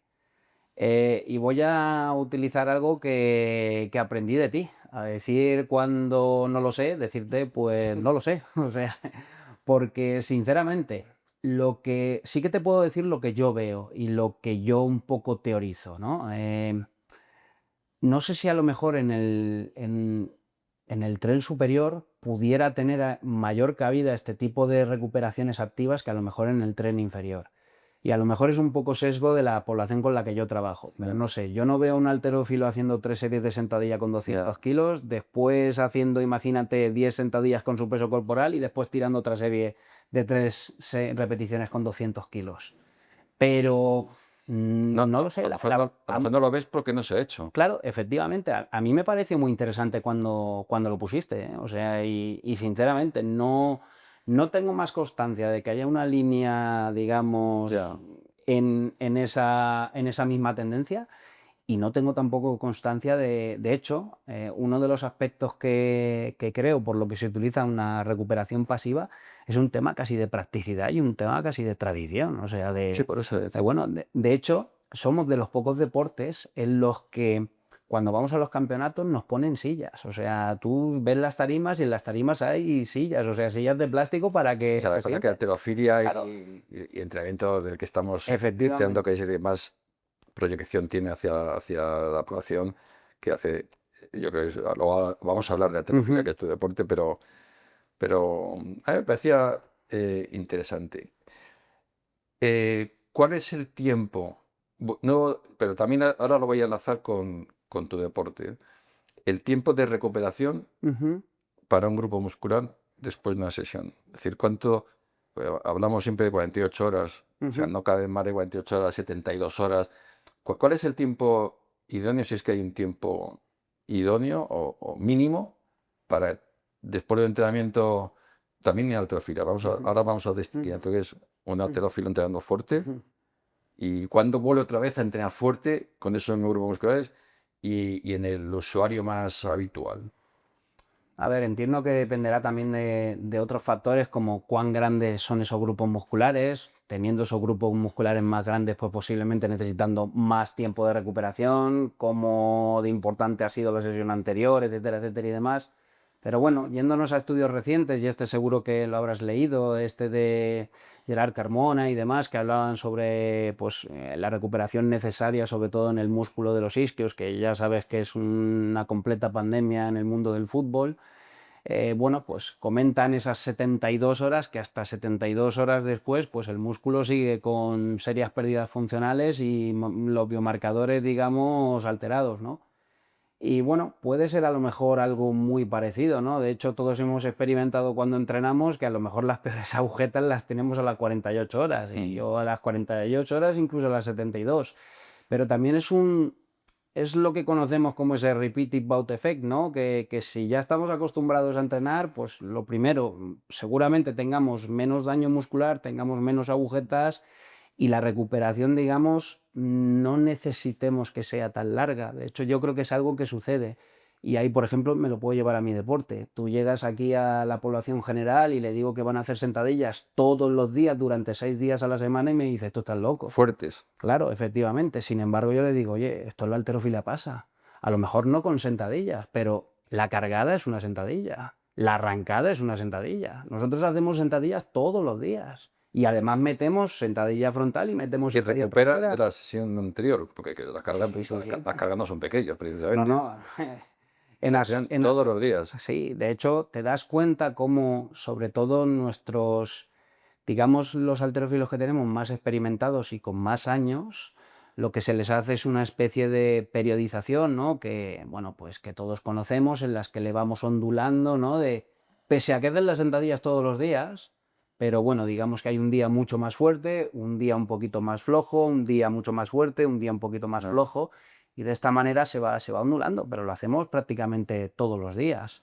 O sea que al final, y esto sí que, por ejemplo, cuando tenemos parón y volvemos, se nota mucho, ¿no? Que al final, si estás adaptado a ese estímulo, el propio estímulo, el continuarlo, yo creo que te facilita esa recuperación y a lo mejor va un poco de la mano de la teoría que tú tienes, de que estando activos hacia ese grupo muscular, No. pues posiblemente facilitamos esa recuperación. Voy a mezclarte algunas preguntas según vayamos hablando, porque quiero centrarme luego en tu deporte. La recuperación está muy ligada al control de la fatiga, es otro elemento bastante complicado, como sabes. A ver, cuando te planteo lo siguiente, cuando entrenamos, eh, cuando entrenamos fuerte, nos fatigamos. O sea, de hecho, es una de las... Vale. Hacemos un periodo de recuperación. Tú me estás diciendo que en tus deportistas con 24 horas les vale. Y si no les vale, quiero decir, lo que te quiero preguntar es, ¿qué opinas de entrenar en fatiga? Es decir, en un músculo después de una sesión que no has recuperado. No entrenar en fatiga en la propia sesión, que obviamente va a ocurrir, y eso no, muchas veces es uno de los objetivos, sino teniendo constancia, desde el punto de vista objetivo, de que ese músculo no es capaz de expresar su potencia o su fuerza máxima, introducir ahí un entrenamiento de fuerza. ¿Tú lo ves conveniente? ¿Es preferible? O sea, ¿cuál es tu opinión al respecto? Pues ahí yo creo, José, también que nos vamos casi a preguntas o nos vamos a un tema casi filosófico del entrenamiento, porque aún no tenemos ni siquiera bien definido qué es ese sobreentrenamiento, ¿no? Un concepto del que hablamos muchas Sí, veces. que no tanto sobre entrenamiento, sino, Marcos, Sí, tengo lo que constancia de que yo no me he recuperado. Ujú, Y de hecho te voy a ligar con otra consideración que te quería hacer, y es que además que eso lo sentimos todos, ujú, que ya hemos hablado también de ello muchas veces. Pero yo insisto en ello. O sea, hay días que tú vas al gimnasio y la barra pesa menos. ujú. Y hay días que tú vas al gimnasio y la barra pesa Y la mucho. barra pesa mucho, Yo lo que ¿verdad? interpreto es que la barra pesa mucho porque por motivos no necesariamente ligados al entrenamiento del día anterior o a la proximidad del entrenamiento anterior, sino quizá del sueño, quizá, no sé, a mí me pesa mucho porque lo que hacemos es, cuando cojo mi barra y tengo una cierta experiencia, es comparar lo que yo siento con lo que debería sentir. Ujú, Conforme más amplia sea mi biblioteca, pues más preciso seré en valorar qué siento cuando cojo mi barra. ujú, Pero si después de esa experiencia, experiencia con una buena biblioteca, yo siento la barra muy pesada, lo que seguramente quizás me está informando mi sistema nervioso central es, tú no te has recuperado. O sea, algún factor interno o externo que está haciendo. Entonces, en esas circunstancias, mantengo que tú tendrías que levantarte y no entrenar. ujú. Pero no sé si, quiero saber tu opinión, que eres el experto, pero tú como... La realidad es que ya que estás, entrenas. Pero en todo el deporte, porque eso lo sientes en natación, a la manera de en corriendo, en bici, en todo. Entonces, a mí me parece que a veces infravaloramos esa información de alguien experimentado que te dice, oye, es que lo que te estoy informando, sistema nervioso central, es que tú no estás hoy para entrenar eso. ¿Cómo ves eso? ¿Cuál es tu opinión? Pues mira, aquí hay una guerra de opiniones, porque, bueno, pues te vas a encontrar seguramente gente que esté en un bando de no, hay que levantarse y hay que irse, y gente que esté en otro bando de no, hay que quedarse y hay que entrenar, porque al final no deja de ser un entrenamiento. Yo creo que aquí tendríamos que tener claro también de, oye, el entrenador tiene completamente planificado de que ese día ese deportista puede estar fatigado. No, porque a veces tiene el entrenamiento de 5 días. Ah, Yo te mando tu entrenamiento de 5 días, pero no sé cómo vas a estar el cuarto, pero tú tienes la tarea del cuarto y del quinto. pues sería, digamos no, o sea, es deber del entrenador saber cuál es el efecto que debe de producir esas sesiones. Y al final, si yo sé que vas a entrenar el lunes, que lo que hagamos el lunes va a influir en el martes, que lo que hagamos el lunes y el martes influye en el miércoles, yo hablo con el deportista y le digo, oye, a mitad de semana vas a estar fundido. Claro, Marcos, pero tú no sabes si sería no haber dormido bien. Sí, Porque te has efectivamente. despertado por la noche el niño y tú. Claro. Entonces, eso no lo puedes saber. El hecho es que eso influye en el que tú vayas a entrenar en unas condiciones fisiológicas en las que ya las respuestas no van a ser iguales a las que tu entrenador Ujú. o tú. Entonces, vuelvo a insistir, en mi opinión, yo no sé, esto es como antes, hace muchísimos años, se decía, no bebas porque así te acostumbras a no beber A la durante el ejercicio. deshidratación y ves y Y dices, ya no, está, no es no. así. Pues a veces arrastramos lo de entrenar en fatiga, hay que entrenar, se entrena. Yo no estoy tan convencido de que, que eso tenga ninguna ventaja, sino que más bien lo interpreto como que son inconvenientes. Es decir, todos mis sistemas tienen que estar en disposición de enfrentarse a un estrés que le voy a introducir planificado para obtener una respuesta y una adaptación. Si yo parto de unas condiciones en las que la respuesta va a estar limitada, deduzco, seguramente, no sé si deduzco porque, o hipotetizo, porque no tengo capacidad de demostrarlo, que no sé si eso es lo más correcto. Lo que pasa es que no hemos llegado al punto de hacer valer ese criterio, Ujú. sino que seguimos, primero, o no controlando, o bueno, pues no pasa nada. O sea, es bueno entrenar en fatiga. O sea, a lo mejor eso, no sé. Mira, yo aquí creo, y aquí creo que sí que tengo que separar muy bien los dos mundos, ¿no? Yo creo que en una población más dedicada a esa parte de salud que estamos hablando, una población más general, posiblemente mi criterio incluso sería no entrenes. Pero si me voy a una población deportista, porque claro, te lo puedo decir igual, si llega este deportista el día de la competición, toca la barra y no se siente bien, o se mete en la piscina y no se siente bien, ¿qué hace? Llega el entrenador y le dice, no compito.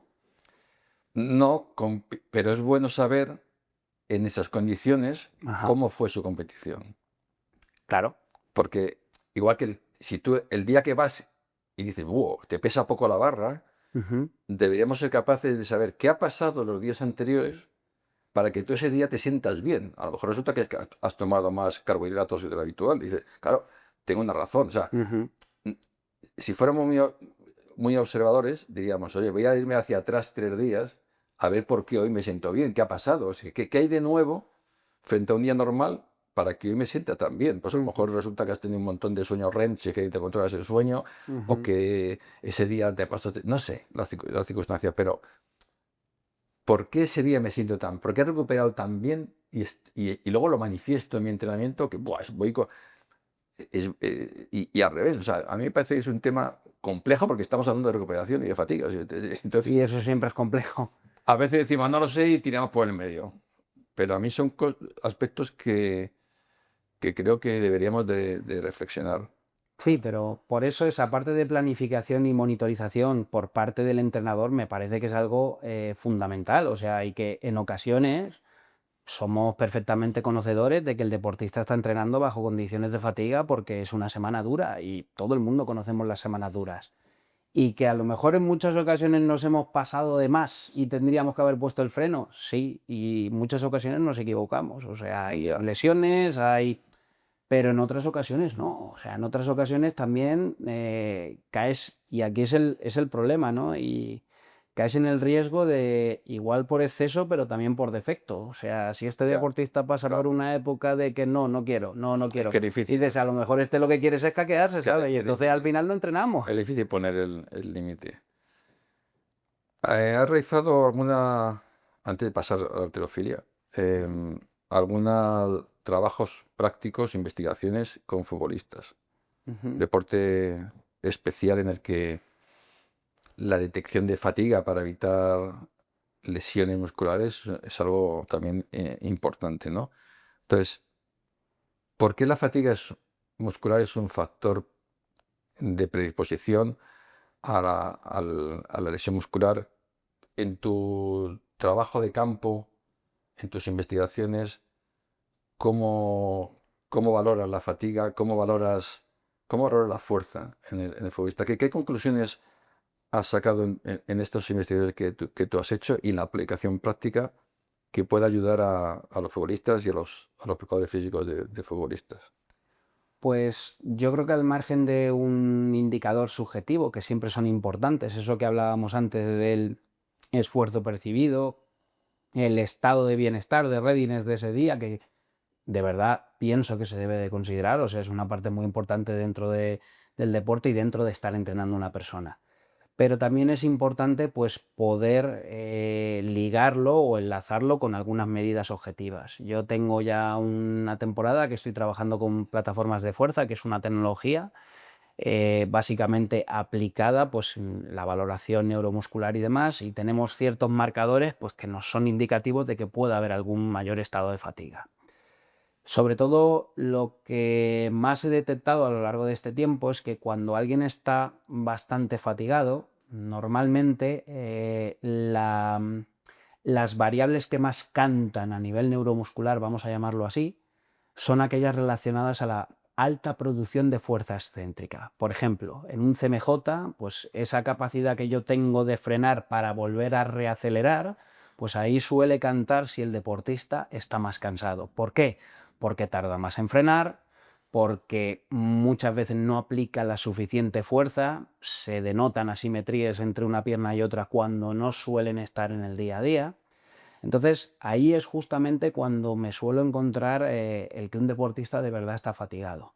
En la mayoría de ocasiones, digamos que estás entre un 5 o 10% de variación que puedes decir, bueno, aquí no pasa nada.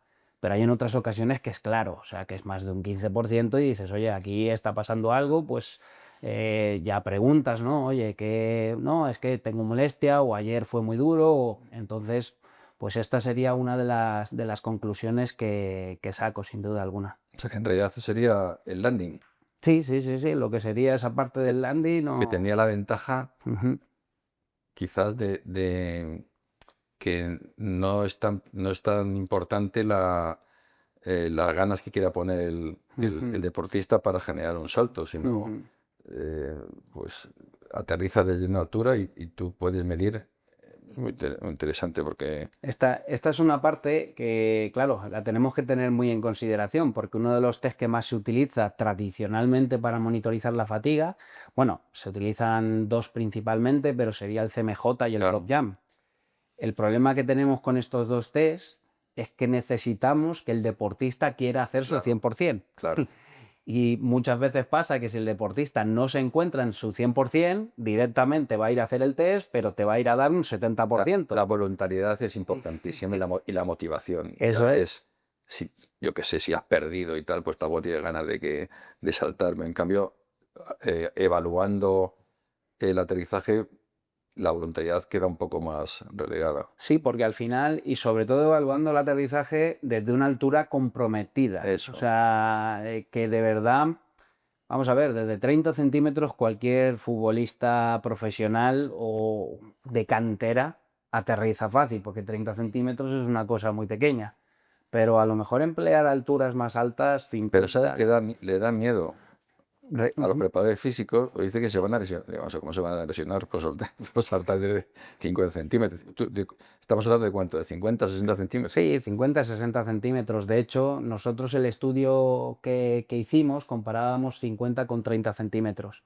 Lo que vimos es que en 30 centímetros no se podía detectar nada. Claro. y con 50 Ya, centímetros sí que se detectaron claro. diferencias. Que vamos a ver que para un deportista de este nivel no es No es absolutamente nada. nada. O sea, Y la mayoría de ellos, cuando salten, seguramente pueden saltar 50 centímetros de sobra y aterrizar después. O sea que no les supone nada. Pero ya sabemos que muchas veces, ¿no? En el mundo de los preparadores físicos, no solo del fútbol, sino de otros deportes, pues ya. se tiende a ser conservadores porque, claro, a ver si me voy a cargar a alguien en la Claro, sí, evaluación, sí, ¿no? siempre da miedo a... Bueno, vamos con la halterofilia, que en el fondo, aunque yo creo que somos una buena potencia, Ujú. ¿no? No sé cómo estamos ahora en el ranking de... Ahora, bueno, recientemente hemos conseguido una medalla de oro en el Mundial de Manama, que la consiguió Marco Ruiz. Es el primer español masculino que se sube a la medalla de oro, o que consigue la medalla de oro en arrancada, y el primer español que se sube a un podio, porque quedó tercero, digamos, en el total olímpico, que sería la suma de la arrancada y de los tiempos, del snatch y del clean and jerk. Son dos resultados históricos. O sea, ahora mismo tenemos ciertos deportistas que están, vamos, haciendo las cosas muy bien. Y algo también bastante interesante es que tenemos una feminización del deporte de la halterofilia en España. O sea, tenemos Claro, muchas chicas y compitiendo a nivel muy bueno. Y es, seguramente sea lo que recogemos, ¿no? Del buen trabajo que hizo Lidia claro. y que es tan importante para cualquier país, ¿no? Siempre tener campeones Sí, sí. Como llama, efecto llamada llama a tremendo. más campeones. Entonces es algo, pues obviamente que nos ha venido muy bien y creo que estamos en una buena posición. Por tanto, ¿Cómo es el halterófilo de élite? Es decir, es como deportista, es receptivo, no sé, cada deporte tiene su perfil, ¿no? ujú, ¿Cómo es? ¿Es fácil de cuando vosotros les... completamente, José. Mira, estuve en el pasado mundial allí en Manama, en Bahrein. Y bueno, me llevé las plataformas y tal, porque quería hacer pues un estudio, ¿no? Pues con ellos y nada, simplemente tomando saltos y tomé el CMJ, tomé el Deep Squat Jump, que es un salto que utilizamos muy específico en la halterofilia, es un squat jump, pero en vez de posición de 90 grados es de la sentadilla completa, que es más específico a nuestro deporte. Pues claro, tú imagínate que yo me llevo esas mismas plataformas a un mundial de fútbol, ¿cuántos futbolistas crees que saltarían? No creo. Pues me traje, vamos, creo que participaron 108 chicos y creo que fueron 98 chicas, más o menos, que estamos hablando posiblemente de un 80 o un 90% de la población total.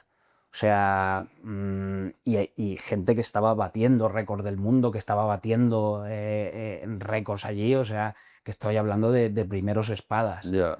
Pero no sé, será pues la visibilidad que tiene este deporte, que ahora mismo no es pequeña, ¿eh? O sea que ha habido ciertas, la coyuntura que hemos tenido con todo el CrossFit, etcétera, etcétera, ¿no? Que ha ayudado a darle visibilidad al deporte, es indudable, y no se puede negar, ¿no? Pero vamos, la verdad que a mí estoy muy contento, ¿no? De poder trabajar con esta población, porque la verdad es muy agradecido desde el punto de vista de, sobre todo del que a mí me gusta, que es de saber cómo un ser humano puede llegar a ser tan fuerte. O Ya. sea, eso digamos que es para mí casi una pasión, descubrir cómo un ser humano puede llegar a ser tan fuerte.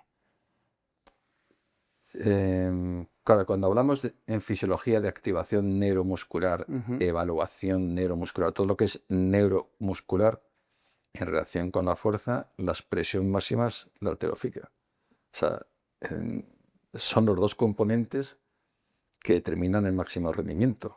Y son dos componentes de aprendizaje que a veces es simultáneo, pero otras veces no lo es. Entonces, me interesa mucho saber cómo evaluáis vosotros, o cómo evalúas tú, eh, aspectos relacionados con la adaptación, con la fatiga neuromuscular en tus deportistas. Pues mira, efectivamente yo estoy de acuerdo contigo en que la máxima expresión pueda ser esto.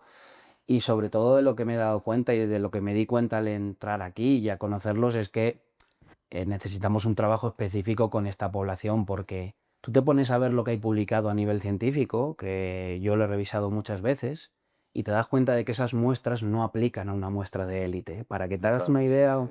un halterófilo de élite puede levantar perfectamente 3 veces su peso corporal en sentadilla. ¿Sabes lo que son 3 veces tu peso corporal en sentadilla? Estamos O sea, hablando, es una auténtica barbaridad. Es una auténtica barbaridad y te das cuenta de que la mayoría de resultados que tienes por ahí no valen. Saltos de 70 centímetros, 65 centímetros. O sea, mira, son cosas de verdad que no estás acostumbrado a ver, no estás acostumbrado a ver. Entonces, bueno, diseñamos test específicos para ellos. Obviamente, lo más importante, pues al final, nosotros, al ser un deporte que va de levantar pesado, testeamos la RM con relativa frecuencia. O sea, es algo importante para nosotros. Y de hecho, 1RM, sí, sí, la 1RM, o sea, tu repetición que es la máxima, expresión de la competición, en el fondo. efectivamente. Y de hecho eso digamos, en la periodización está planificado cada cierto tiempo. Básicamente cada vez que tienes un bloque de competición, ¿vale? La testeas previamente, en las semanas de puesta a punto. Y estamos hablando de que eso es lo principal, claro. Tenemos muchos de ellos pues, que están estancados en la misma RM durante muchos años, pero por el umbral ese que comentabas antes de adaptaciones. Y es que tenemos a lo mejor competidores que están en los kilos que levantan siempre más o menos 2 kilos. Ya 3 o 4 años estancados. Y no es porque sean malos, es porque han llegado posiblemente al tope fisiológico o a su límite fisiológico. Lo que hacemos es utilizar test que puedan ser más sensibles. En este caso, pues con variables fuerza-tiempo, aplicando plataformas de fuerza, levantando encima de una plataforma de fuerzas y ver qué es lo que ocurre en esa curva de fuerza-tiempo, cómo aplica la fuerza, porque lo que hemos descubierto es que los halterófilos pueden tener diferentes estrategias para levantar los mismos kilos. Es decir, si levanta 180 kilos, puede ser que un día que esté muy fresco te levantes esos 180 kilos de una manera en la que es mucho más explosivo y demás, pero luego otro día que no está tan fresco, vuelve a levantar los 180 kilos con una estrategia diferente, pero los levanta. ¿Pero biomecánica o Sí, a nivel biomecánico, o sea, las variables pequeñas de variantes? tiempo es lo que nosotros vemos que eso varía. Y obviamente puedes utilizar test que no sean propios de la halterofilia, o sea, los levantamientos per se, como puedan ser los saltos, etcétera, etcétera, que te pueden dar pistas, o pues utilizamos mucho tirones isométricos, ¿vale? Test isométricos desde diferentes posiciones relacionadas con la halterofilia para ver cómo se aplica fuerza en las diferentes posiciones y a partir de ahí, bueno, pues vamos viendo si hay variaciones en esos picos de fuerza o si hay variaciones en la RFD y en base a eso podemos establecer que se han producido adaptaciones o que hay fatiga o que se está en un buen estado de forma y es básicamente lo que hacemos con Y, ello. por ejemplo, ¿utilizáis métodos isocinéticos? No, en la halterofilia métodos isocinéticos no se suelen Ni, utilizar. ni para evaluar tampoco. Entiendo que será más por un tema de disponibilidad y practicidad que otra cosa, pero no se suelen utilizar. Otro aspecto que será clave para vosotros, los entrenadores, es todo el soporte nutricional, ¿no? Y me imagino que la parte de suplementación o varias orgánicas estará ya lo suficientemente desarrollada como para que ya prácticamente sea una rutina. O sea, me imagino se habrá explorado. Eh, si un día un halterófilo, un de tus deportistas te plantea que quiere entrenar en ayunas, es decir, en ayunas quiere decir sin desayunar, Ujú. ¿cómo lo veis? Yo estoy seguro de que muchos de ellos lo hacen y te explico también el por qué, al margen de que ahora me meto en esa parte de ayunas. Al margen de que, como dices, todo debería de estar sumamente medido, luego te planteas también de que muchos de ellos pues, no dejan de vivir en la residencia de la Blume, ¿no? Y al final tienen su cierta libertad, pese a todas las recomendaciones que les puedas dar para poder, pues al final hacer su vida, porque no dejan de estar haciendo su vida ahí, ¿no? Y bueno, pues los tienes más jóvenes que tienen muy buena mentalidad y que son muy profesionales y cuidan mucho esos aspectos y los tienes otros que a lo mejor pues guardan ciertas tradiciones que puede ser a lo mejor el ir sin desayunar. Lo que sea a nivel de ciencia y demás es que el hecho de ir en ayunas no tiene por qué ser un problema per se en cuanto a las ganancias de fuerza y a las ganancias de masa muscular y de potencia. O sea, es algo que se deja más incluso al gusto del propio atleta o del propio competidor. Lo que sí que puede ser un problema, o lo que sí que sabemos que puede ser un problema, es el entrenar con bajos depósitos de glucógeno. Eso te iba a preguntar. Sí, nosotros somos un deporte en el que al final se dobla mucho. O sea, hacemos muchas sesiones mañana y tarde, Vale. pero porque preferimos, en vez de meter en una misma sesión muchísima carga para que salgan destrozados, digamos que partes eso en dos. Y entonces de esa manera, ¿vale? Vale. Pues se puede gestionar mucho mejor. Pero no deja de ser al final, pues, oye, pues un gasto importante. Y de hecho, hay una investigación muy chula que habla de pues, cómo afecta, ¿no?, el entrenamiento precisamente en halterófilos de élite a nivel subcelular, etcétera, etcétera y demás, ¿no? Y se ve cómo el entrenamiento que nosotros hacemos, aunque no corramos ni nada de eso, pues tiene al final, vamos, un agotamiento de los depósitos de glucógeno importante a ¿Y es nivel homogéneo o muscular. depende del depósito, el subtipo de depósito ¿Te refieres a nivel muscular o a sí, nivel a celular? nivel muscular? Pues a nivel muscular es que principalmente en este estudio analizaban al cuádriceps, porque Y a obviamente, nivel, pues, no, me refería a nivel celular, o sea, a nivel, ajá, a nivel celular hablaban, o ¿dónde sea, más sufre y donde más sufre sobre todo, o sea, eran las fibras tipo 2, o sea, justamente las fibras, ¿no?, para nosotros más importantes eran las que tenían al final una mayor pérdida, una mayor, bueno, sí, una mayor pérdida de esos depósitos del glucógeno, porque al final un mayor agotamiento de los mismos. Y de hecho una de las cosas, y además la ciencia va hacia ahí, es que sobre todo se intenta reponer cuanto antes y de la mejor manera posible. Entonces, ¿Tú crees?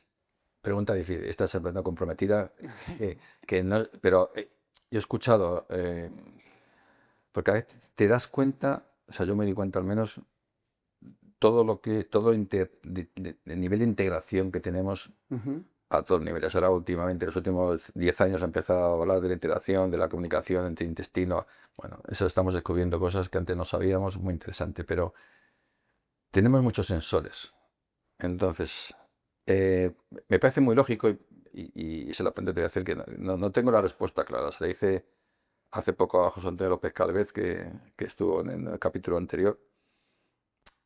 ¿Tú crees que a nivel de tu deporte eh, funciona igual desde el punto de vista de generar fuerza un músculo al 50% de su glucógeno que un músculo al 90%, teniendo en cuenta que en la sesión que vaya a hacer no va a agotar ese 50%? Es decir, nuestro músculo es capaz de enviar mensajes al sistema nervioso central antes de que genere el acto motor y la activación neural. Teniendo en cuenta que ese músculo no tiene lleno de depósito, como un intento de ahorro para no caer finalmente en la fatiga. O sea, a mí me parece una pregunta alucinante. Quiero decir, no la pregunta, sino no, la pregunta, el planteamiento me parece alucinante porque no funcionaríamos como un coche, ujú, sino que de ahí la importancia del depósito lleno de ajá. glucógeno. ¿Tú cómo, has leído algo? ¿Tú cómo es lo Lo, que te pregunto? lo principal que he leído ha sido en este estudio que te comentaba, porque sobre todo trabajar con una muestra de élite es bastante complicado, ¿no? Pero lo que sí que dejaban muy marcado es que en cuanto los depósitos se reducían, o sea que el rendimiento disminuía Aunque no estuvieran agotados. completamente. Ya, es muy O importante, muy sea, y interesante. aparte es una de las partes que lo tenían bastante claro, Claro. ¿eh? Y de hecho es una de las partes en las que más se incide ahora en que esos depósitos de glucógeno sean resintetizados a la mayor celeridad posible, porque al final, claro, si entrenamos bastantes más veces y demás, yo entiendo que a lo mejor, oye, pues puedes salvar el entrenamiento de la tarde, supongamos, Ya. ¿no? Vamos a suponer que estamos al 70% de ese glucógeno que hablamos. ¿Vale? Pues a lo mejor el entrenamiento de esa tarde lo salvas, pero te quedas a un 20 y a lo mejor después tampoco lo haces bien y a la mañana siguiente, ¿cómo va a ser el entrenamiento? Pues a lo mejor si ese día que notas las piernas cargadísimas, te pesa todo fatal, bueno, yo creo que está todo conectado, ¿no? Al final. Ya. Entonces, no sé responderte, no sé si entiendo que José Antonio López Calvé sí que fue capaz, pero No te creas, que estamos ahí también en la duda. Debe ser, pero vamos, no creo que sea algo, lo primero, recomendable, y más sabiendo que es algo que puede tener cierta incidencia en el rendimiento y que lo que tenemos que primar sobre todo son sesiones de alta calidad.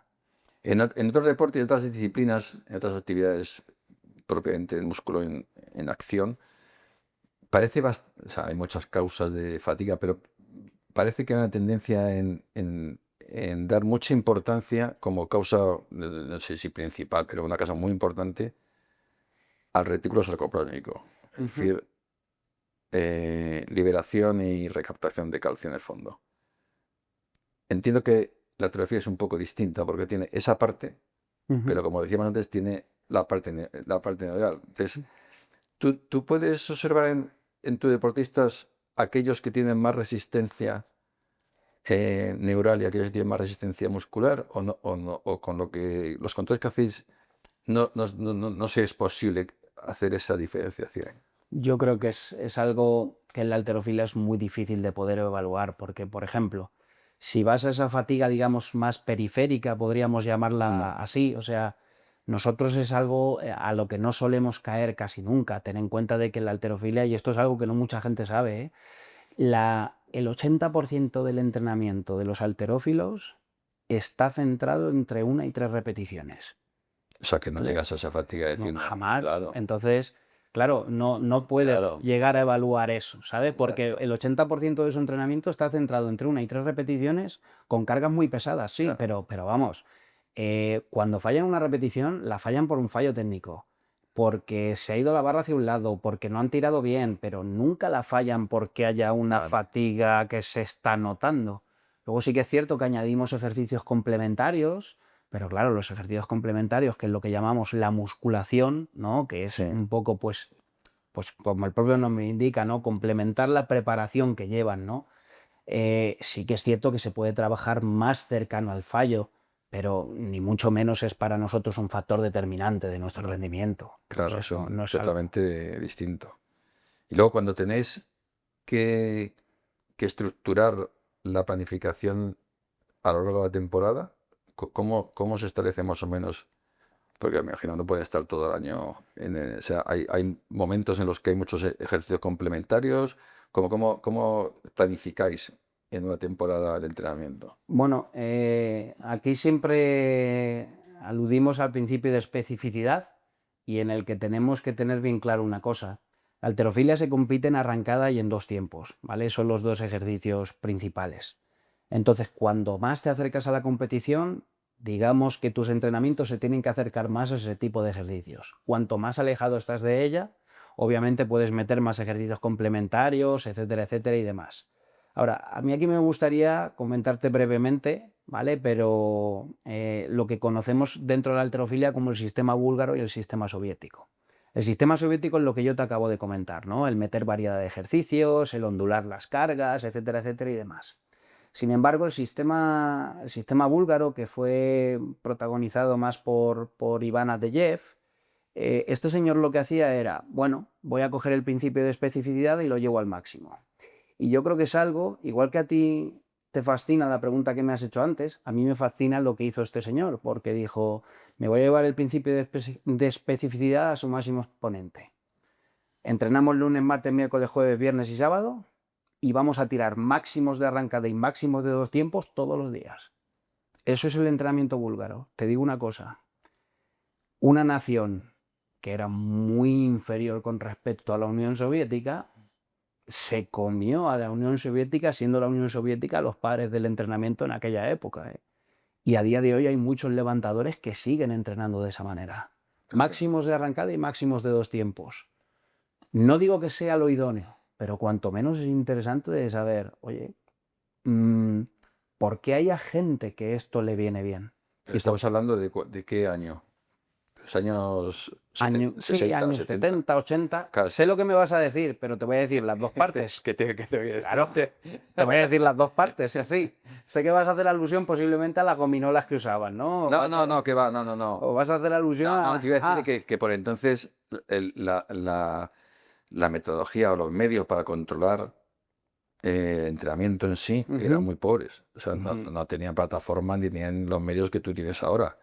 Entonces podían ir por la vía de frente. Quiere decir, es Sí, como, sí, sí. como si fuera carrera. Tú entrenas hasta que revientes y ya está. Quiere decir que a lo mejor en aquella época era una manera de vida que tenían medios para saber cómo estructurar los entrenamientos de manera más idónea, cómo controlar la fatiga, etcétera, pues eso, todos los días a Mm. reventar y la No, pegada. pero es que eso es un sistema de entrenamiento a día de hoy, ¿eh? O sea, este sistema está vigente, ¿eh? Pero lo Ya, sostienen, pero hay campeones que están vigentes con este hay que decir, sistema. cada día tirar máximo significa que, Sí, sí, sí, que a cada partir día. del tercer día no pueden tirar máximo, ¿no? No, no, no, cada día tiran máximos, ¿eh? O sea, tiran el máximo que pueden hacer ese día, Que puede hacer ese día, pero todos los días tiran pero en máximo. términos absolutos, A ver, en términos absolutos variar es que sí. es prácticamente imposible, o sea, pero no por nada, porque tampoco sabes tu máximo real. Si todos los días tiras máximos, digamos, pero sí, todos los días van a trabajar a intensidades máximas. Pero irán en declive, o no Eh, necesariamente. no te creas, ¿eh? Lo que hace este sistema es que al principio, digamos, que doblan sesión y conforme se va acercando la competición, quitan ese doblar sesión y solo hacen una. Entonces lo que hacen es un cambio al Ya. final en el volumen total, pero la intensidad se mantiene. La intensidad es la máxima.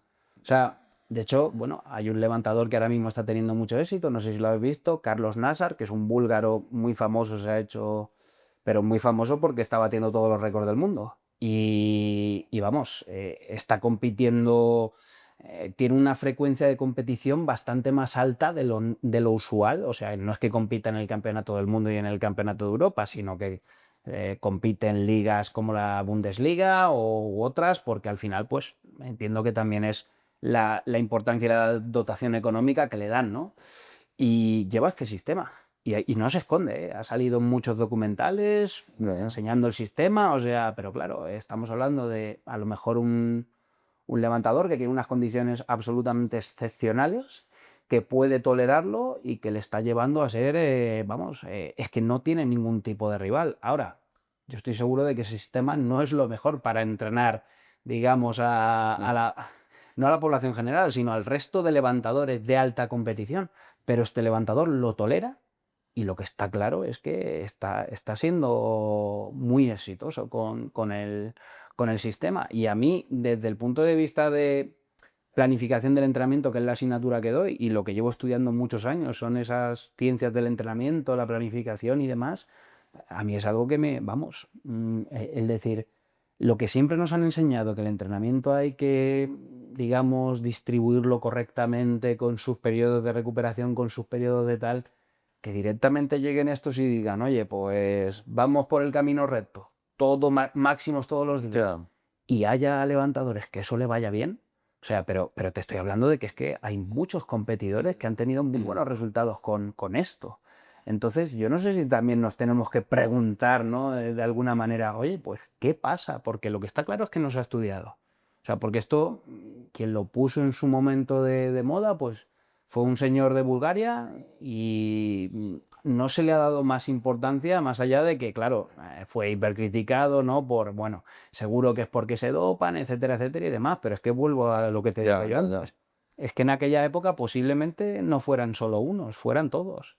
Y lo que está claro es que ahora hay gente que ahora sí que tenemos unos controles mucho más exhaustivos, que vamos, que lo está utilizando y es un sistema que está demostrando que funciona. O sea que algo nos tiene que mostrar también a los que nos dedicamos al mundo del entrenamiento, o por lo menos preguntarnos en un deporte como la halterofilia, que es tan importante levantar cargas pesadas, a lo mejor levantar cargas pesadas con una mayor frecuencia no es tan malo desde el Ya, punto de ya. vista del Claro. rendimiento. Sí. O sea, Pero a veces, cuando pones el cascabel al gato? O sea, claro, ¿quién con un deportista de altísimo nivel cambia un poco y prueba otro tipo de entrenamiento cuando ya le va bien? efectivamente. Y vosotros, a vuestros deportistas de este nivel élite, ¿tenéis control, no sé, aparte de la alimentación, sí, de sueño? eh, o sea, ahí tenéis sensores o que utilizáis habitualmente para saber cómo influye, cómo descansan. Lo que o- es, lo que es sensores de sueño y demás, no tenemos como tal, no controlamos. Sí que pues empleamos este tipo de herramientas que te comento. Tampoco, vamos, no tenemos un aparato para poder medir este tipo de cosas ni demás. Sí que hay analíticas, o sea, se va controlando ciertos biomarcadores y demás, pero no. O sea, lo que es controlar o monitorizar aspectos como el sueño y demás, no. y un halterófilo de élite le es compatible, cuando no está en plena competición, hacer otro tipo de ejercicios, yo que sé, por ejemplo, nadar o, o sea, ejercicios que impliquen la participación de, bueno, el halterófilo participa todo, o sea, nadar, correr, montar en bici, Ujú, ujú. remar, ¿le es compatible o intentáis que no?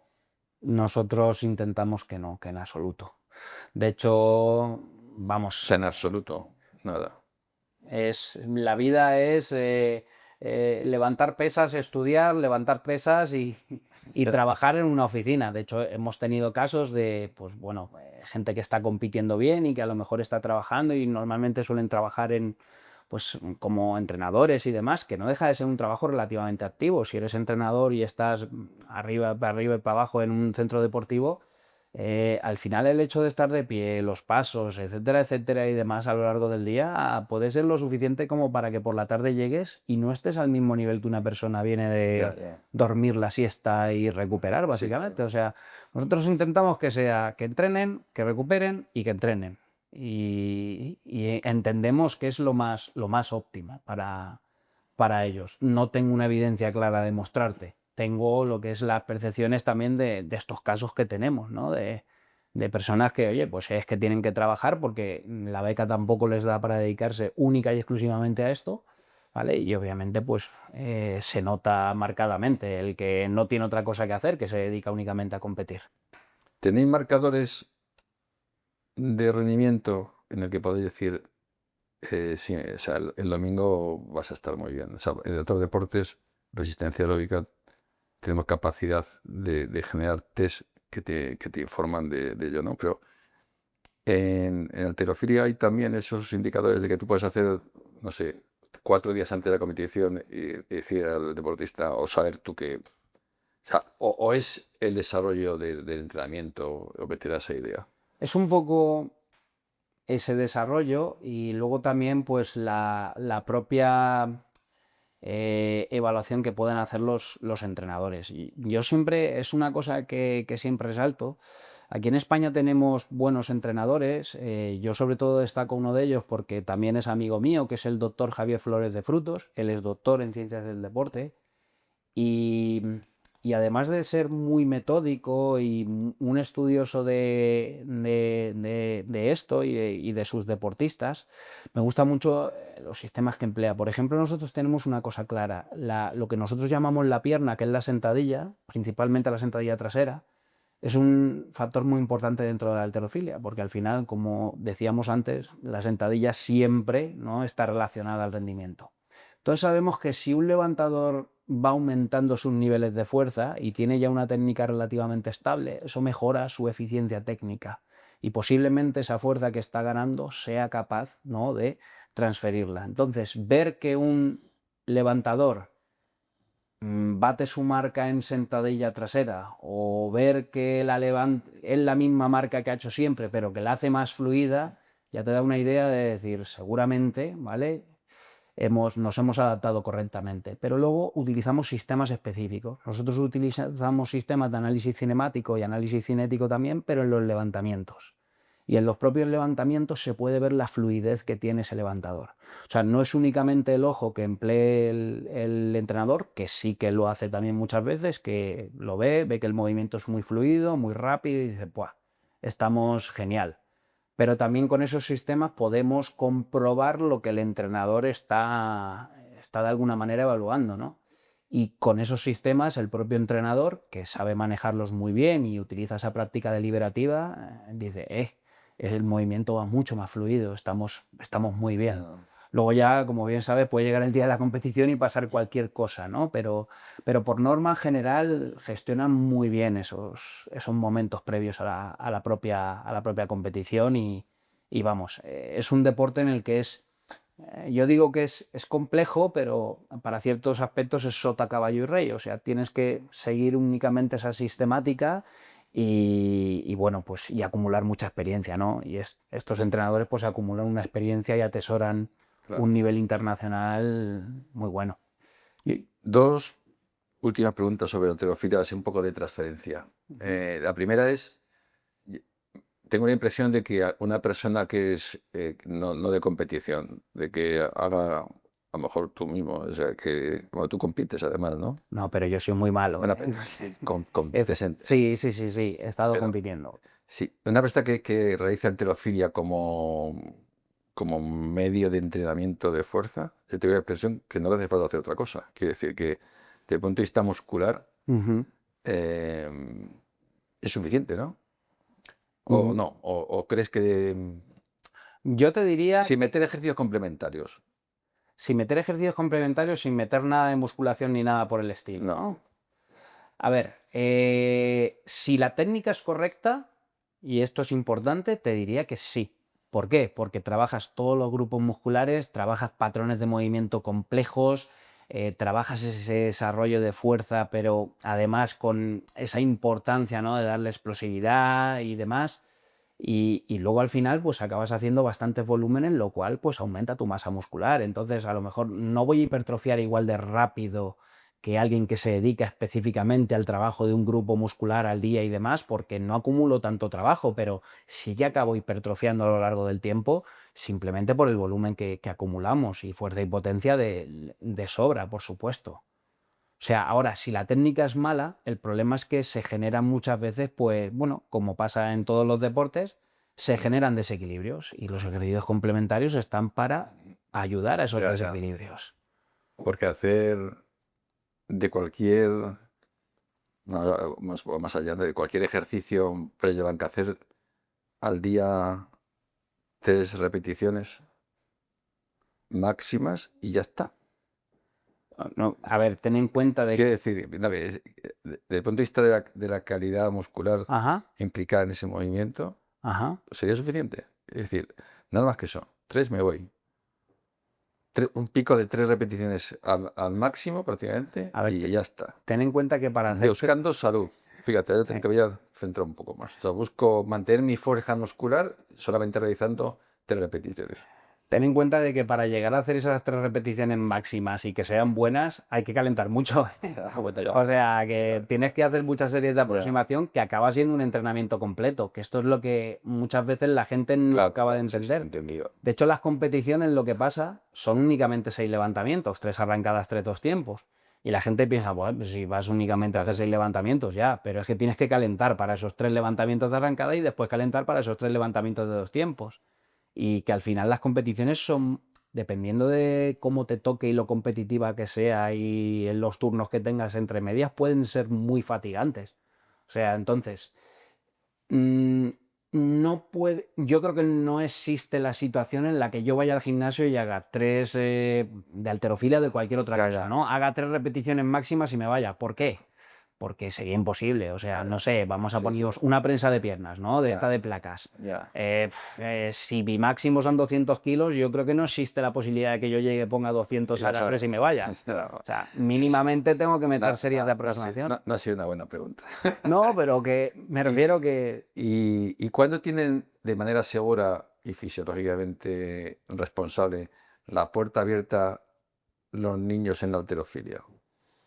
Pues No lo que se puede hacer, sino lo que, en tu opinión, como experto, es, bueno, pues con todo el condicionante previo, imagino, de técnica, bla, bla, bla, ¿cuándo se abre la puerta a este deporte no- a nor- temprana edad? normalmente los niños que suelen apuntarse a halterofilia rondan entre los 8 y los 12 años. O sea, problemas no hay ningunos, porque normalmente lo que se trabaja con ellos es más el componente técnico y aparte es bastante divertido, o sea, porque estamos hablando de que no es que estén levantando kilos. De hecho, las competiciones para los niños, que son muy chulas, son competiciones de técnica, en las que Como catas, como si fueran sí, catas, ¿no? es una barra que pesa muy poquitos kilos y tiene unos discos, pero que igual los discos son muy gordos, pero son de 2,5 kilos, o sea que pesan muy poco. Y se les evalúa técnicas, es decir, en vez de ver el máximo peso que levantas, lo que se hace es, se les da 3 o 4 o 5 ejercicios, porque son variables, y se evalúa un comité de expertos, que normalmente son los seleccionadores para que los niños se motiven y demás, valoran del 1 al 10 tu técnica. Entonces, Está claro, muy bien eso. sí, porque es una manera de poder engancharlos y claro, obviamente pues al final están haciendo ejercicios explosivos y desarrollan su masa muscular y desarrollan su fuerza, pero no están levantando kilos que vayan a ser peligrosos. Y de hecho las competiciones de técnicas son muy chulas de ver, porque claro, ves a niños muy pequeños o niñas muy pequeñas y los ves levantando bien, o sea, con los codos bien, etcétera, etcétera y demás, y luego es como te digo, es una puntuación. De hecho hubo unos años que se quería incluso combinar esto con la parte de saltos horizontales y demás, para también como hacer una detección de talento, Sí. para evaluar la parte física y la parte técnica.